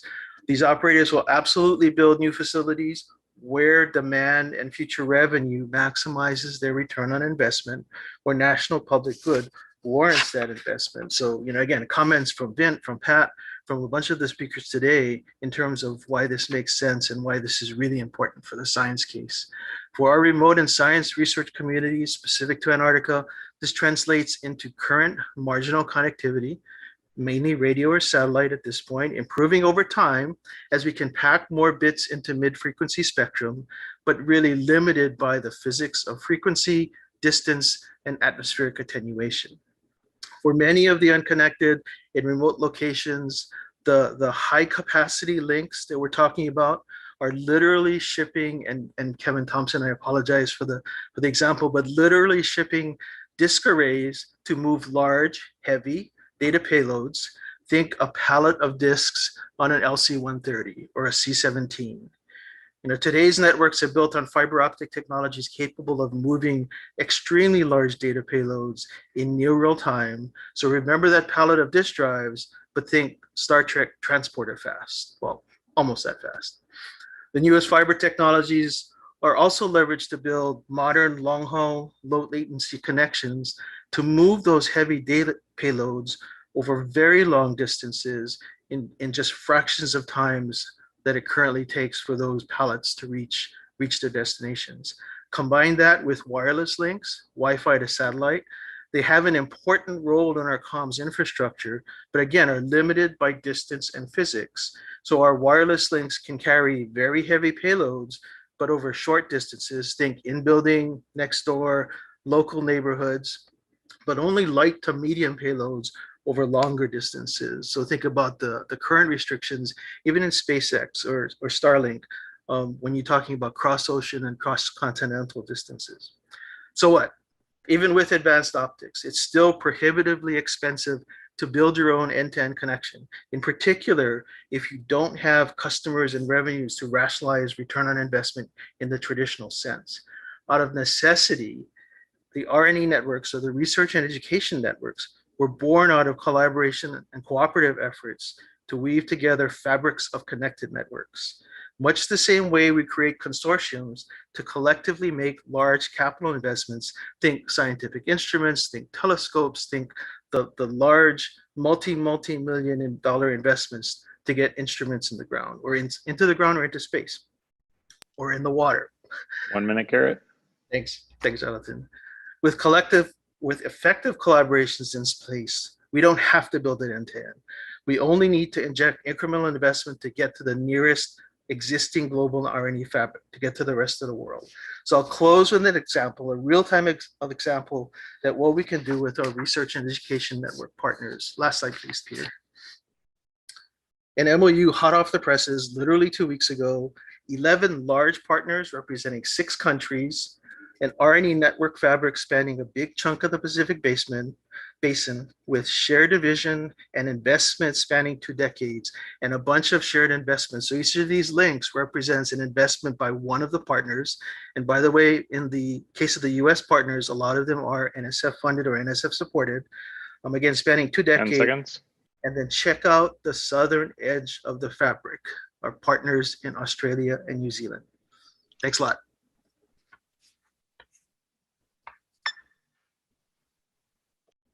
All right, thank you, Garrett. Our next presenter is Julia Dooley from Polar Educators International. Thank you. Before I say anything else, I would like to say how grateful I am that you asked for PEI's representation here this week. That speaks highly of this community and the vision you all have for partnering with educational community. I'm Julia Dooley, and I've been an active member of PEI since its inception and have served as the president for the past 4 years. I first became involved as a polar person in 2007 as one of the educators in Antarctica with the Andril project. Out of my 2 months on the continent, 2.5 weeks were spent at a field camp with no connectivity. Polar Educators International was founded in 2012 as a direct outcome of the International Polar Year at the conclusion of the conference in Montreal in response to the challenge of turning knowledge into action. We are a community of scientists, educators, graduate students, community activists, museum educators, conference facilitators, digital communicators, policy researchers, ski instructors, early career scientists, artists, cruise ship citizen science practitioners, poets, and some of us are elementary school teachers. The 3 C's that comprise PEI's core strengths are how we connect the qualities of science and education, defining our unique position to lead dialogue and collaboration between educators and researchers that highlights and shares the global relevance of the polar regions. Next slide, please. I was glad Garrett mentioned discs. I mentioned that I spent time in Antarctica away from my students. While at field camp, the only connection I could have with them was to write a few blogs with a couple of photos, burn them on a CD that went on a helicopter on one of the supply drops at our camp, taken to a friend at McMurdo to be uploaded to our group's blog site. It was the best we could come up with, but a very unsatisfying, impersonal method for them to connect to an infinitely interesting and immediately important place on the planet and with their teacher. Once back in McMurdo, I could at least get emailed questions from them. Being able to video chat with them would have been wonderful. Yes, this past year has been an unbelievable challenge. As an elementary public school teacher, we had to recreate teaching 3 times. I teach a pull-out program for gifted students in grades 3 through 5, and I only saw my students through Zoom on their days at home. But if this year has taught us anything, it is the power of immediate personal connections using whatever device is available and access to the internet. My students have done amazing things and become very adept at communicating using all of the tools that Zoom and Google platforms provide. As an example, a 3rd grade student, when given the virtual Lego challenge that would have been a robotics competition, within the span of my 15-minute check-in time with her, she created a Google slide presentation to define the challenge question so she could collaborate with her teammates to create solutions. Imagine what she could do if I provided her with an opportunity of a conversation with a researcher or live data from the smart cable in Antarctica, a place that otherwise feels to be at the far end of the world. What could she come up with, even using temperature data? It's something that young students can certainly access. Student-centered learning through site-based projects puts the student in the role of the investigator, the scientist, the one asking the questions based on their own personal observations. I would also encourage this community to include younger learners in this process. I can attest to the fact that if we do not capture the imaginations of our youngest learners with science, we will have lost an opportune moment in their development. I am excited by what can happen if we do not limit our students to what we think they can do based on our current limited capabilities. 1 minute, Julia. What is being proposed this week would provide infinite possibilities to upstream the education process, to connect learners from everywhere at every step in the science process, to become personally involved in asking the questions with the curiosity to know and the opportunity to understand the world that they will inherit. Thank you.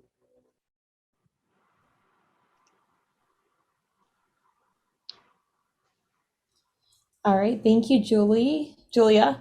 Our next presenter is John Cottle from Antarctica, New Zealand.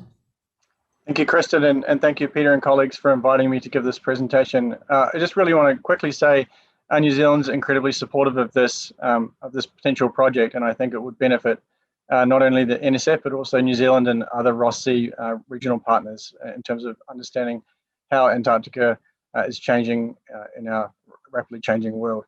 And so I just want to give you a quick summary of what Antarctic New Zealand is currently doing and our constraints on our communication system. So next slide, please. So until about October 2020, New Zealand had a 2 megabyte satellite data link, which serviced all of Scott Base's operational and science requirements. Earlier this year, that was upgraded to an asymmetric data link of about 10 megabytes down to Scott Base and about 6 megabytes up.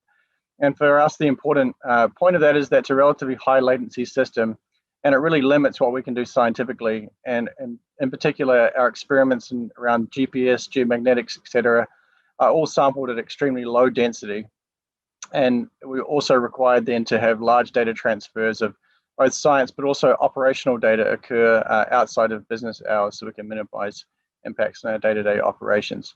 And so really the fundamental point for us is that low bandwidth and that high latency results in a lot of limitations in collection of that scientific data in terms of both the density of those observations, but also the amount of time series information we can actually collect within a given period.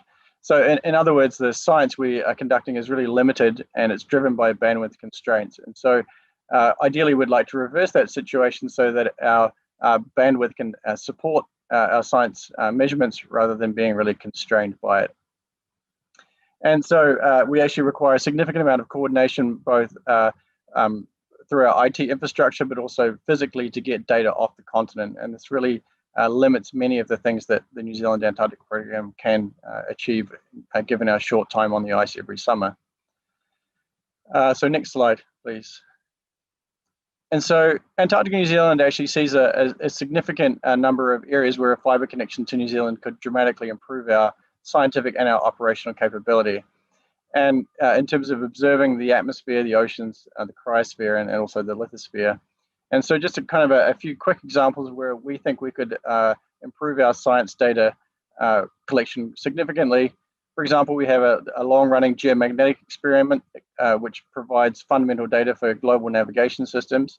If we had near real-time monitoring and upload of data, then we could actually improve the way that system operates in New Zealand and globally. Likewise, we could improve our GPS and GNSS signals. We can improve the integrity and the availability of that kind of basic global navigation system. New Zealand is particularly interested in sea ice and how sea ice, in particular in the Ross Sea, changes through the summer season. And so we monitor that pretty closely, but we're really limited by the amount of data we can physically extract out of that system and how we can get that data back to New Zealand for further analysis. Now, as we've heard several speakers already, there's significant seismic network in Antarctica and in New Zealand, and more data would actually help us with that near real-time monitoring.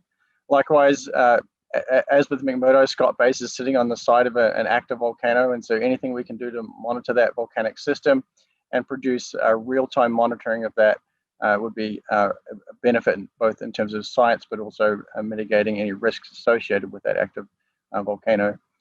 Likewise, meteorological and tide gauge measurements are incredibly useful for weather prediction both in New Zealand and in Antarctica, and represent significant scientific and operational portions of our system. Likewise, we make significant space weather and ozone measurements, and having greater sampling rates would also be useful for those. And so, we also have a lot of other operational advantages, but primarily for us, our drive right now is to try and reduce our carbon footprint on Antarctic operations. And so anything we can do to automate that data collection, reduce the number of scientists that physically need to be present in Antarctica to monitor the experiments would be a massive bonus for us.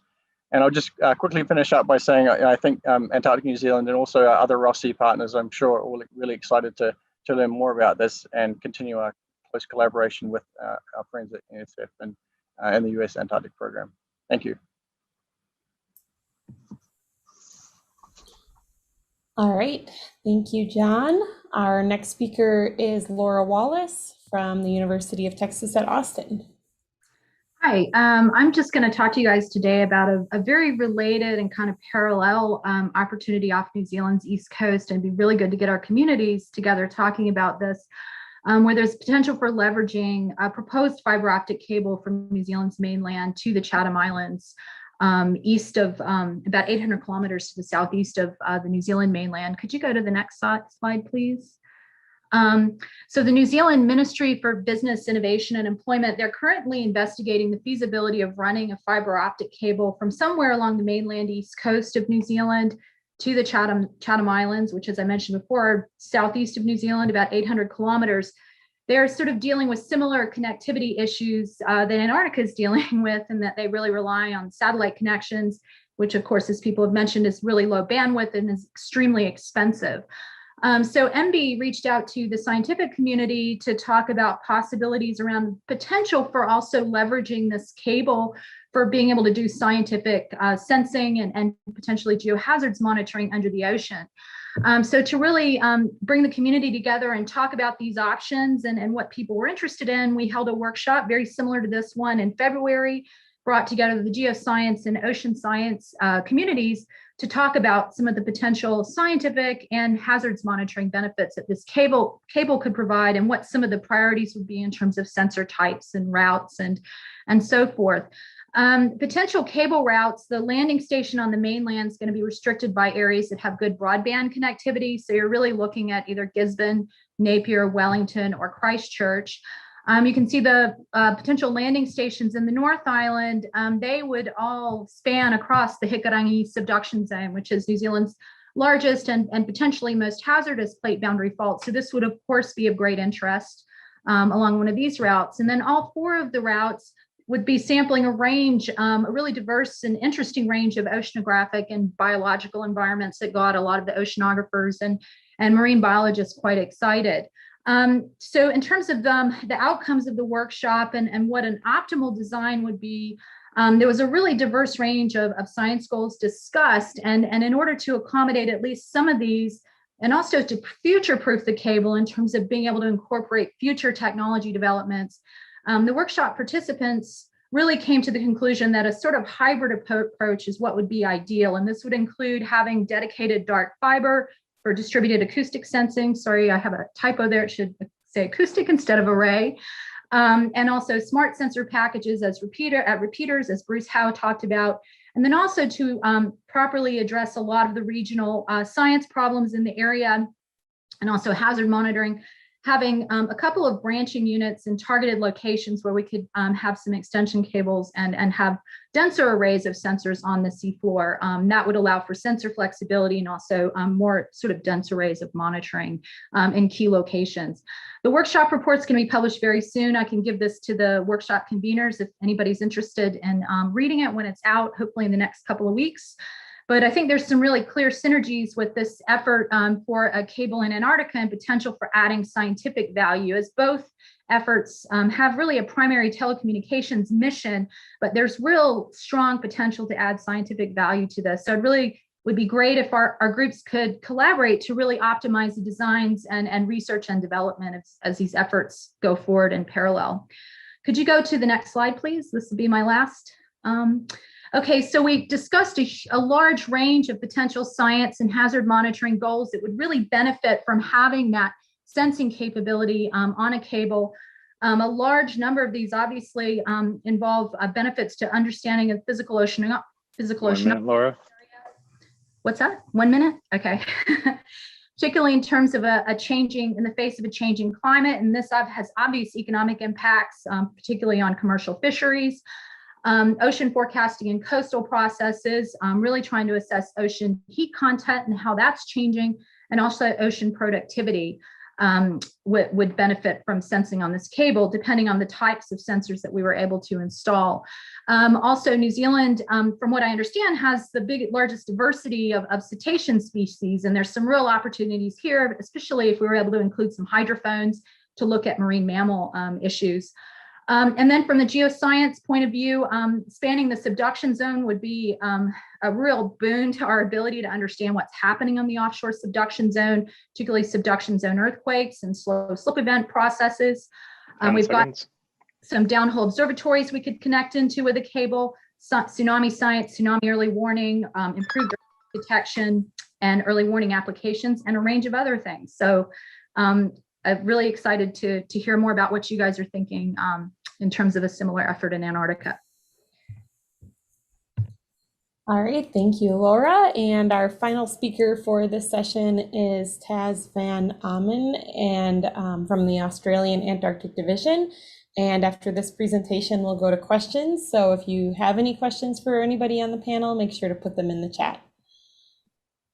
Well, thank you very much. And thanks for the invitation to join this workshop, because it's very timely and interesting for us. I'm going to give you a really brief snapshot on some Australian perspectives on an Antarctic undersea cable. It's an important topic that you'll see we've already been thinking about at government level. I want to give thanks, though, to several others who've been involved: Karina Kemp from AARNet, David Hudson and Jodie Smith from Geoscience Australia, and Agnes Lane from the Bureau of Meteorology. And in fact, many government officers who've been putting together information that I've drawn from. So the initiative that you're considering here today is highly relevant and of interest for us, because it motivates our own consideration of Australia's needs and obviously has potential direct synergies. For example, if we were to have a spur or a link to Macquarie Island would be an example there. And I also think it provides indirect synergies in shared scientific and operational activities for our joint work in Antarctica. So I'm going to run you through. We had a recent joint parliamentary committee inquiry that ran late last year and had submissions into early this year. That QR code, if anybody wants to grab it while we're online, is the URL for the actual committee's reports and submissions. It was a general and wide inquiry looking at all external territories, not just Antarctica and not just undersea fibre. But there were 34 submissions, including GA, Bureau of Meteorology, and the Antarctic Division. Next slide, please. And so the themes that I just wanted to draw your attention to, many of which we've heard talked about this morning or this afternoon in your case, are as follows. So I think the largest and strongest theme that came through for me from many of the agencies was the high value on a high bandwidth linked satellite ground station for polar orbiting satellites, so we could support Earth observations from space. And in fact, there is potential for developing an Antarctic specific EOS program, which is of particular interest to GA, but I think all stakeholders. There's the clear value, and we've heard talks about this today from Bill Fry in particular, but on seismic work for earthquake and tsunami services. There's the ability that the Bureau is actually focused upon for improved reliability, safety and security. At the moment, we have, as Dave Bromwich put it, a bandwidth starved situation, and the Bureau would be able to provide much better services with improved skill and flexibility and operational efficiency, and a potential for expanded services. We know that aviation is becoming increasingly important in our operations. Several submissions actually noted that improved IT services in Antarctica would come if we had access to cloud and remote services. And this would allow us, in fact, to not need to support such extensive IT down south, as we've heard also mentioned. Deployment of high bandwidth observing sensors is a really interesting thing. And from a scientific perspective, I'm very excited about the opportunities we'd have to have remotely operated equipment and deployment. And actually, on a related note there, one of the things that we are focused on, like Antarctic New Zealand, is the pressure on the number of beds and scientists in Antarctica. The more we can actually remotely operate things, I think the richer our program can be. And there are operational community benefits from connectivity, of course. And I noticed in the brief for this talk, we're asked to give information on 1 minute, data. Thank you. The current AAD C-band satellite system has a 9 megabits per second, 300 millisecond delay at each station. So we really would be looking to develop something that would alleviate that if we had our own fibre network. And the Bureau of Meteorology has very strict data management constraints in order to operate within that environment.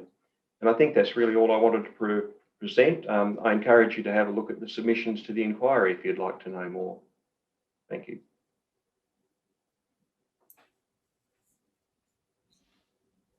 All right, thank you. And I see a lot of questions and discussion already happening in the chat. And so I just wanted to maybe pause for a moment and see if any of the previous panelists want to address any of the topics or questions that have come up in the chat here out loud before we move on to other questions. And if anybody would like to ask a question live, you can use the hand button to let us know. So Bruce has asked me a question about whether smart cable concepts were included in the report. I didn't see any direct reference to that, but that doesn't mean it wasn't buried in one of the 34 submissions.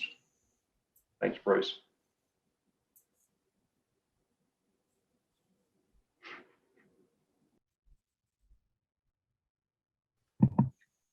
Patrick Smith keeps asking me questions. Pat, do you want to speak up? Ask. Okay, yeah, so I'm just bugging you about, I sat in on a good chunk of your workshop, and so thank you very much for the invitation for it. I just noticed for all the discussion that went on, there was a lot of interest about the economic benefits from what the cable could do on the North Island to Chatham Island direction. So, well, that brings up, well, there's the southern EEZ, and you know, what might the benefits be? And so there might be maybe interests in the New Zealand government, who knows? That was like one topic. And the other was, there's a lot of discussion, I noticed in your workshop about, well, the researchers would really like to go where the geohazards are, and the cable operators are saying, no, no, no, we want to avoid them. I've noticed in my own little work that there's, I think there's a well-documented hydrothermal vent on a spreading ridge that could be crossed by a hypothetical cable route. And so, well, that's interesting. You got to cross the ridge at some point. It's like, well, I just kind of wonder what would be the risk versus benefit of taking a close look at that. Well, I'll in terms of the additional benefits that the New Zealand government would be interested in, we articulate in the workshop report that I mentioned a lot of those potential added benefits in terms of fisheries, in terms of tsunami and earthquake early warning, in terms of doing better weather forecasting, particularly ocean weather forecasting, a variety of other things. I think a lot of those would actually also apply in this case. So that document will potentially be useful for you guys to look at in terms of looking at what New Zealand might be interested in. And yeah, I noticed this crosses the spreading ridge too. That's potentially really interesting. Maybe somebody like Deb Kelly can speak to that. She's got her hand raised right now. Sure, I'd be happy to. Yeah, so we have the largest underwater volcanic observatory in the world on the cabled array at Juan de Fuca Ridge, and the volcano erupted in 1998, 2011, 2015. There's there's many telecommunication cables that cross spreading centers, but and I don't know of anyone that's ever been disrupted, but they never really paid attention what they were crossing, I don't think so. And we also instrument a bunch of hydrothermal sites as well as methane seep sites. So yeah, if anybody wants to talk more about that, I'd be happy to give information. So.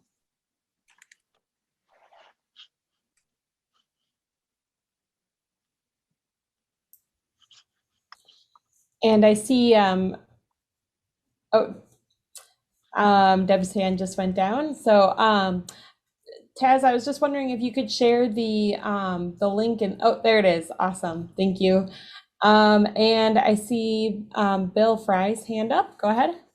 Yeah, I was just going to comment about the location we would prefer for monitoring geohazards, including earthquakes and tsunamis from the subduction zones, as well as potentially submarine landslides, even undersea volcanic eruptions, things like that, anywhere across the ocean.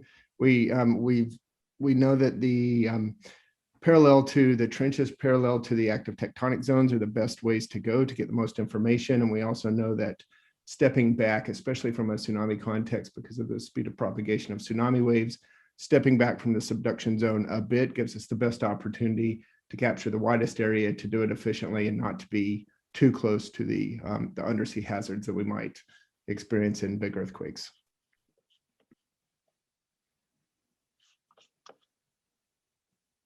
Kristen, there's a new question from Daniel here. Do you want me to read this to the group?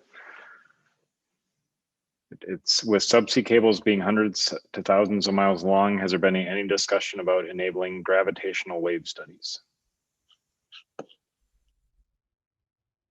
Is there somebody that can take that one?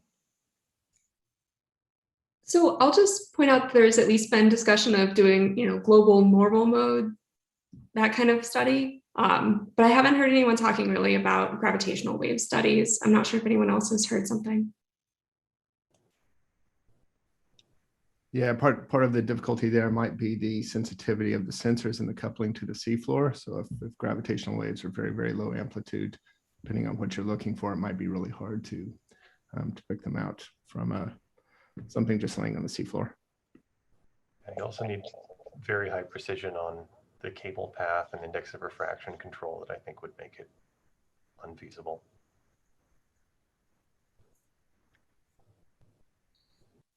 All right, and I see. I've got a. Or Bruce, did you have a comment on that particular point? Yeah, just that. I mean, there are this discussion about using the optical fiber sensing as integral measurements along the entire fiber for optical strain measurements, and it's conceivable that if all the cables in the world were instrumented like that, then the whole world becomes a sensor, and maybe the signal noise is such that maybe gravitational waves might pop out, but that definitely requires a lot of study and modeling.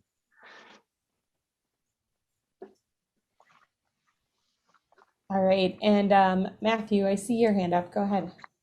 Yeah, thanks. So the geohazards discussion popped this idea in my head. We were talking, there was some talk about cabling all the way up to South Pole, but ice velocity is too strong. One place we really have no idea what the geologic conditions are is beneath the Ross Ice Shelf. And so for all the people who have thought about, how do we get fiber to South Pole, has anyone thought about actually continuing it as a subsea cable all the way to the southern end of Ross Ice Shelf and then bringing it up at the grounding line instead of running it on top of the ice? Because that would be transformative for science. I mean, that is a place we have no data whatsoever, and we need data. Could I touch on that one just a little bit? Since I was the impetus of the 2011 study. So I guess the simple answer is no, we didn't think about that. And that was before, I guess a lot of attention was focused on the grounding line problem in West Antarctica. So that was then, this is now. Sounds like that's an interesting topic for you guys to kick around in your breakout sessions tomorrow.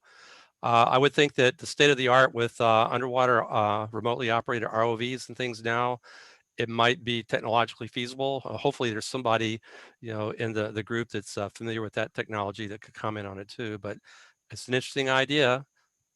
The only other challenge then would be once we pop up on the shore, let's say at the base of the Transantarctics, we do have to get up over the ice field, glacial ice field, up onto the plateau. And then we'd have to deal with the differential motion up on the plateau, but different set of problems. So very interesting. So I think you would pop it up towards, and then just get it on South Pole Traverse route and go up Leverett. You'll be going flow parallel, so you won't be straining the cable all too much. You'll need to have some stretching. You'll have some stretching issues that you can probably figure out through clever engineering, but then once you're on the plateau, it's all slow. So you would avoid the large amounts of shearing as you're going along the base of the Transantarctics, where all the outlet glaciers flow into the Ross Ice Shelf. I mean, that's really gnarly terrain that you can't deal with a cable through. So let's go under. Yeah, so good idea. So definitely it's something that we want to put the engineers on and see what they come up with. I have a question about, so for cable repairs, just because we're talking about risk and benefits, so some good discussion happening around this. When a cable is damaged or cut, and I know there are unique challenges in Antarctica, obviously, but what does repair look like? I'm sure it's extremely expensive, but can somebody comment on what's entailed in cable repair? Bruce might be able to field that. I don't see Wayne on the list anymore. He could probably. My general understanding of that is that commercial cable operators all pool together in these large regional cable repair zones. There's one in the Pacific. It's really kind of centered up to the north, and so the question would be: would this cable on this route play in that that particular consortium, probably yes. And so what you get is that for, I think, around a fixed fee every year, cable operators will pitch funds into running the consortium, which also provides cable ships and cable ship on call. And that's one way to manage the repair. Obviously, you'll have an outage until the ship can, go grapple the cable, pull it up, and do the splice. But these cable ships are able to do that. They can grapple a cable that's on the bottom. They can pull it up. They'll actually splice in a section of new cable on board the ship and then relay it. So it's something that's done all the time. Not that you want to, but it's something that's done all the time. I'm told that the other approach to this is people, cable operators might just roll the dice and hopefully have an escrow someplace in their piggy bank, an anticipated cable repair cost, and not worry about annual escrow payments until the actual break happens, and then deal with it as required. That's helpful for me. I appreciate it. There's been a lot of discussion, so I thought it'd be good to formally ask it. Yep. Bruce, did I get that right? Or Yeah. I mean, basically, a cable ship has to go in and grapple the cable, bring it up, cut it, and put in a new section of cable and lay it back down.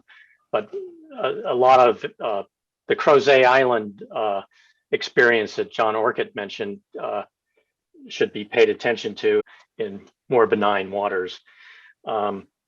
Just one other point separate, I have the mic here. There's mention of going under the Ross Sea ice shelf and so on, getting more seismic data. One possibility, not quite so ambitious, of going all the way up onto the land and so on, would be to use an AUV to lay a fiber optic cable under that shelf like gas and so on from a branch unit, for instance, that maybe is doing observatory-like work somewhere nearby. This was demonstrated actually almost, I'm guessing, like 20 years ago in the Arctic. An AUV laid a 200-kilometer fiber optic cable out to an array from shore out to an array, and it lasted 6 months. So that's an indicator. I don't know the current state of art for that. This is Kent Bressie. If I might just follow up on the repair comment, since this is something we handle a lot for ICPC and provide advice about. There's actually a variety of models. Some are consortium based, some are contracted for maintenance services for individual systems, which is much more expensive. And as was noted, some owners decide to roll the dice. But the maintenance consortium has to agree that it's going to take on particular risks with a particular system. And an Antarctic system isn't going to look like any others. And also there has to be a vessel, as was also noted, that is capable of dealing with particular sea and ice conditions.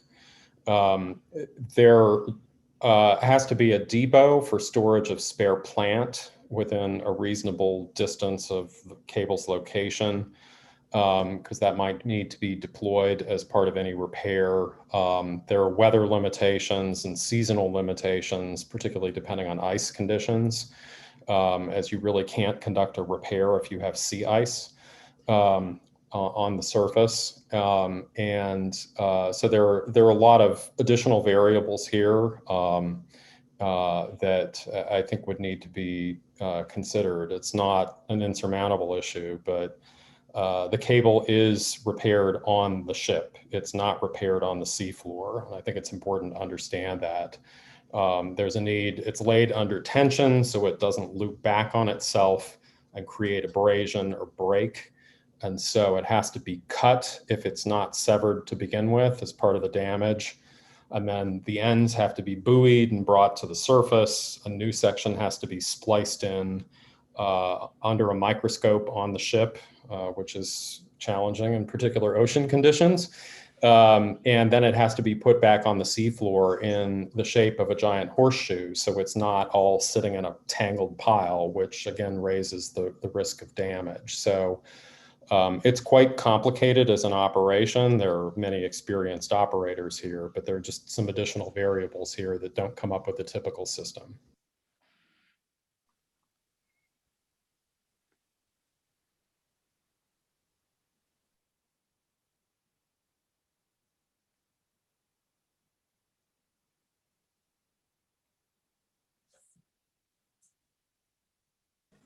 It looks like Matt has an interesting question about development efforts towards in situ splicing or repair. How far out is that? The problem, instead of doing it underwater, is you have to worry about water incursion into the cable. So they need to be brought up on the boat to do it.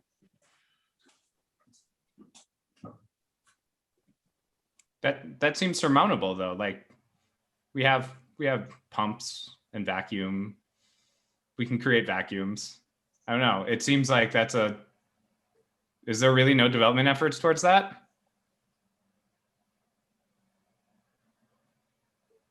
Now, my experience in the cable industry, the splicing is concentrated at the surface, primarily to reinstate the insulation around the power conductor as well. So being able to do it at depth, and particularly in the depths we're talking about a lot of the time, greater than 1,000 meters, 2,000, 3,000 meters, it would be a tough operation. So bringing it to the surface and doing it at the surface is the simplest way.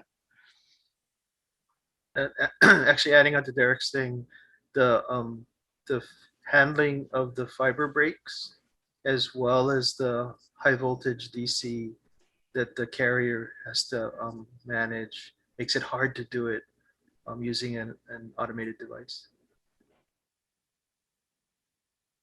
So I think we should probably take a final question here, Zhonglin, if you want to ask your question, and then we have to close up for the day. Sure. So I actually have a question for Bruce. So it's related to this cable repair question. If we have additional sensors now in the repeaters, and if the sensors are not functioning appropriately, would it be worthwhile to pull it up to repair them, or will we just slowly, lose some of the sensors?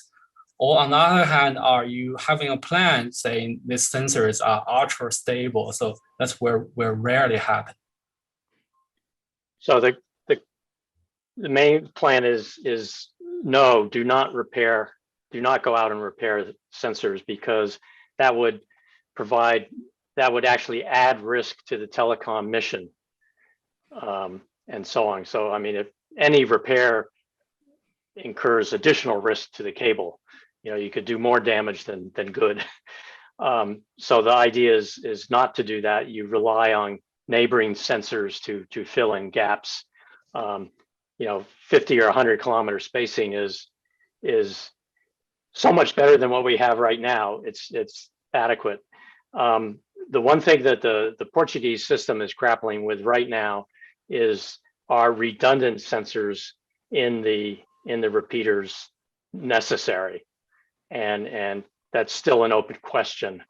And they'll deal with that as part of their RFP process. And the company will, together they will figure out what the best solution from a reliability point of view is, and how many failures could be tolerated or not. Great, thank you. Great, well, thanks for all those questions, and thanks for your moderation, Kristen and Jonathan, your timekeeping. We actually managed to stay on time. So I'll just do a brief wrap up and sort of look towards tomorrow. I'm seeing our numbers dwindle a little bit. I'll paste into the chat again a Google Doc of all of the essential links for the workshop. It's the same Zoom call each day for the next 2 days, but this also links to some documents we're going to start populating in the breakout sessions tomorrow, links to the live streams, and also links to the lightning talk slides. I'll share my screen again here just to do a little bit of wrap up, and then we'll be out of here. Sorry. So yet again, sort of back to this overview slide to remind us, after we've heard this whole range of talks today, and I really thank everybody for their contributions and for your attention. Our goal going forward tomorrow, as we all get into breakout groups, is again to explore the impacts of the connectivity piece of this opportunity, and also then the utility of the cable for scientific observations. So we've always got to keep those two in mind, and remember that we're moving towards preparation of reports. And so the plan to do that tomorrow is to spend the majority of the day in 5 different breakout rooms. And so here are the descriptions, and the links to the Google Docs, and then we're going to try to use Google Jamboards to sketch out what we're doing in these breakout rooms tomorrow. Those links are all in that essential links document, so please do snag that link, and I'll try to email it out again tonight. So with your own backgrounds and expertise in mind, take a look at these rooms, and there are more detailed descriptions in the workshop agenda and background document that sort of justify how we've broken these out and some of the questions that we think are good to approach in those different breakout rooms. So I think it's just, yeah, good to keep these in mind as we process what we've heard today, the fantastic range of topics, and then know that we're going to have 2 sessions of these breakout rooms as well tomorrow. So you'll be able to self-select into breakout rooms, and then I'll have an hour or an hour and a half, I believe, in the first session, and we'll have another one after a short break, so that people can cross-pollinate across rooms and share those ideas and see what has been said. And so we hope that the Google Doc and the Jamboard will allow people that go into a room in the second session to see what was done in the first session and build on that and fill any gaps that they might see, that sort of thing. I'll just highlight as well that the break in the middle of our day tomorrow is to hopefully have a live Q&A session with some polies, some folks overwintering at South Pole Station right now. So I've been coordinating with Dr. Sasha Rollin on that. We had a test call a week ago that was fantastic. I hope nothing's changed since then. So I'll touch base with her tonight, and we'll hear from the 2 Poli TikTok stars who've been sharing fantastic content from South Pole Station for the first time ever. They're allowed to use their smartphones, and they got onto the TikTok and instantly went viral. And we'll also have their network engineer on the call, hopefully, to have some back and forth. I think they have questions for us as much as we do for them. So with that, I want to thank you all again for your participation and for the fantastic talks. Really appreciate you taking the time to contribute to this, and it's been a great discussion. Thank you to NSF for your participation in this and your support of the workshop.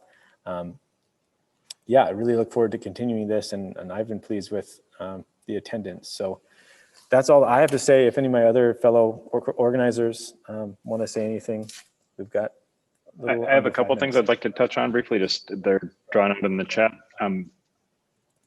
Maybe you can mention the survey, Kristen, and just a reminder that that's going out and what we're looking for from participants. Yeah, thank you. So I put a link in the chat to a survey that we'll send out at the end of each day. This is just a means to capture any additional thoughts that are still floating around in your mind that maybe didn't come up in the discussion for the day. And we'll send that out at the end of each day, and that survey link will be live throughout the workshop. So feel free to use that to mention other things that come up that maybe didn't come up in the live discussion. There's also a place to list any names of other colleagues that maybe you think would be able to contribute to something that was discussed, but possibly wasn't here today. So that's the survey. Yep, and Peter's email has been shared widely in the documents, so by all means reach out to him if you have questions, concerns, comments, and then any of the individual workshop organizers, chat us individually or contact us if there's anything that you'd like us to improve, change, thoughts that haven't been heard, and we'll do our best to adapt on the fly. Yeah, and thanks for catching these things. Sorry, Kristen, I forgot to mention your survey. And thanks also to Lisa Troutman. Lisa, it's been great to see your illustrations along the way. And we look forward to having a few more through the rest of the workshop here. Are those posted somewhere easy to get? We don't have, yeah, we haven't gotten that far, I guess, with how Lisa wants to share it actively in the workshop here. But again, these are going to be great resources for us going forward and to illustrate outcomes and what we've all been talking about. Dr. Neff, I do plan to share them with you at the wrap of everything. Okay. So you can distribute as needed. Great.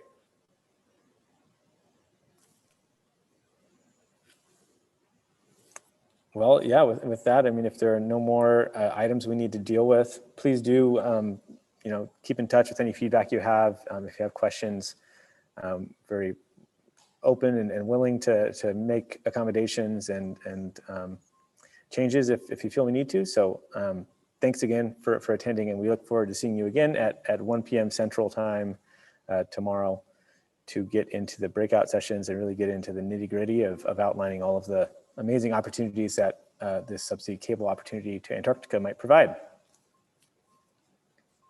Thanks, everybody. Aloha. Thanks, everyone. Thanks. Okay. Bye-bye. Good evening, good day to everyone.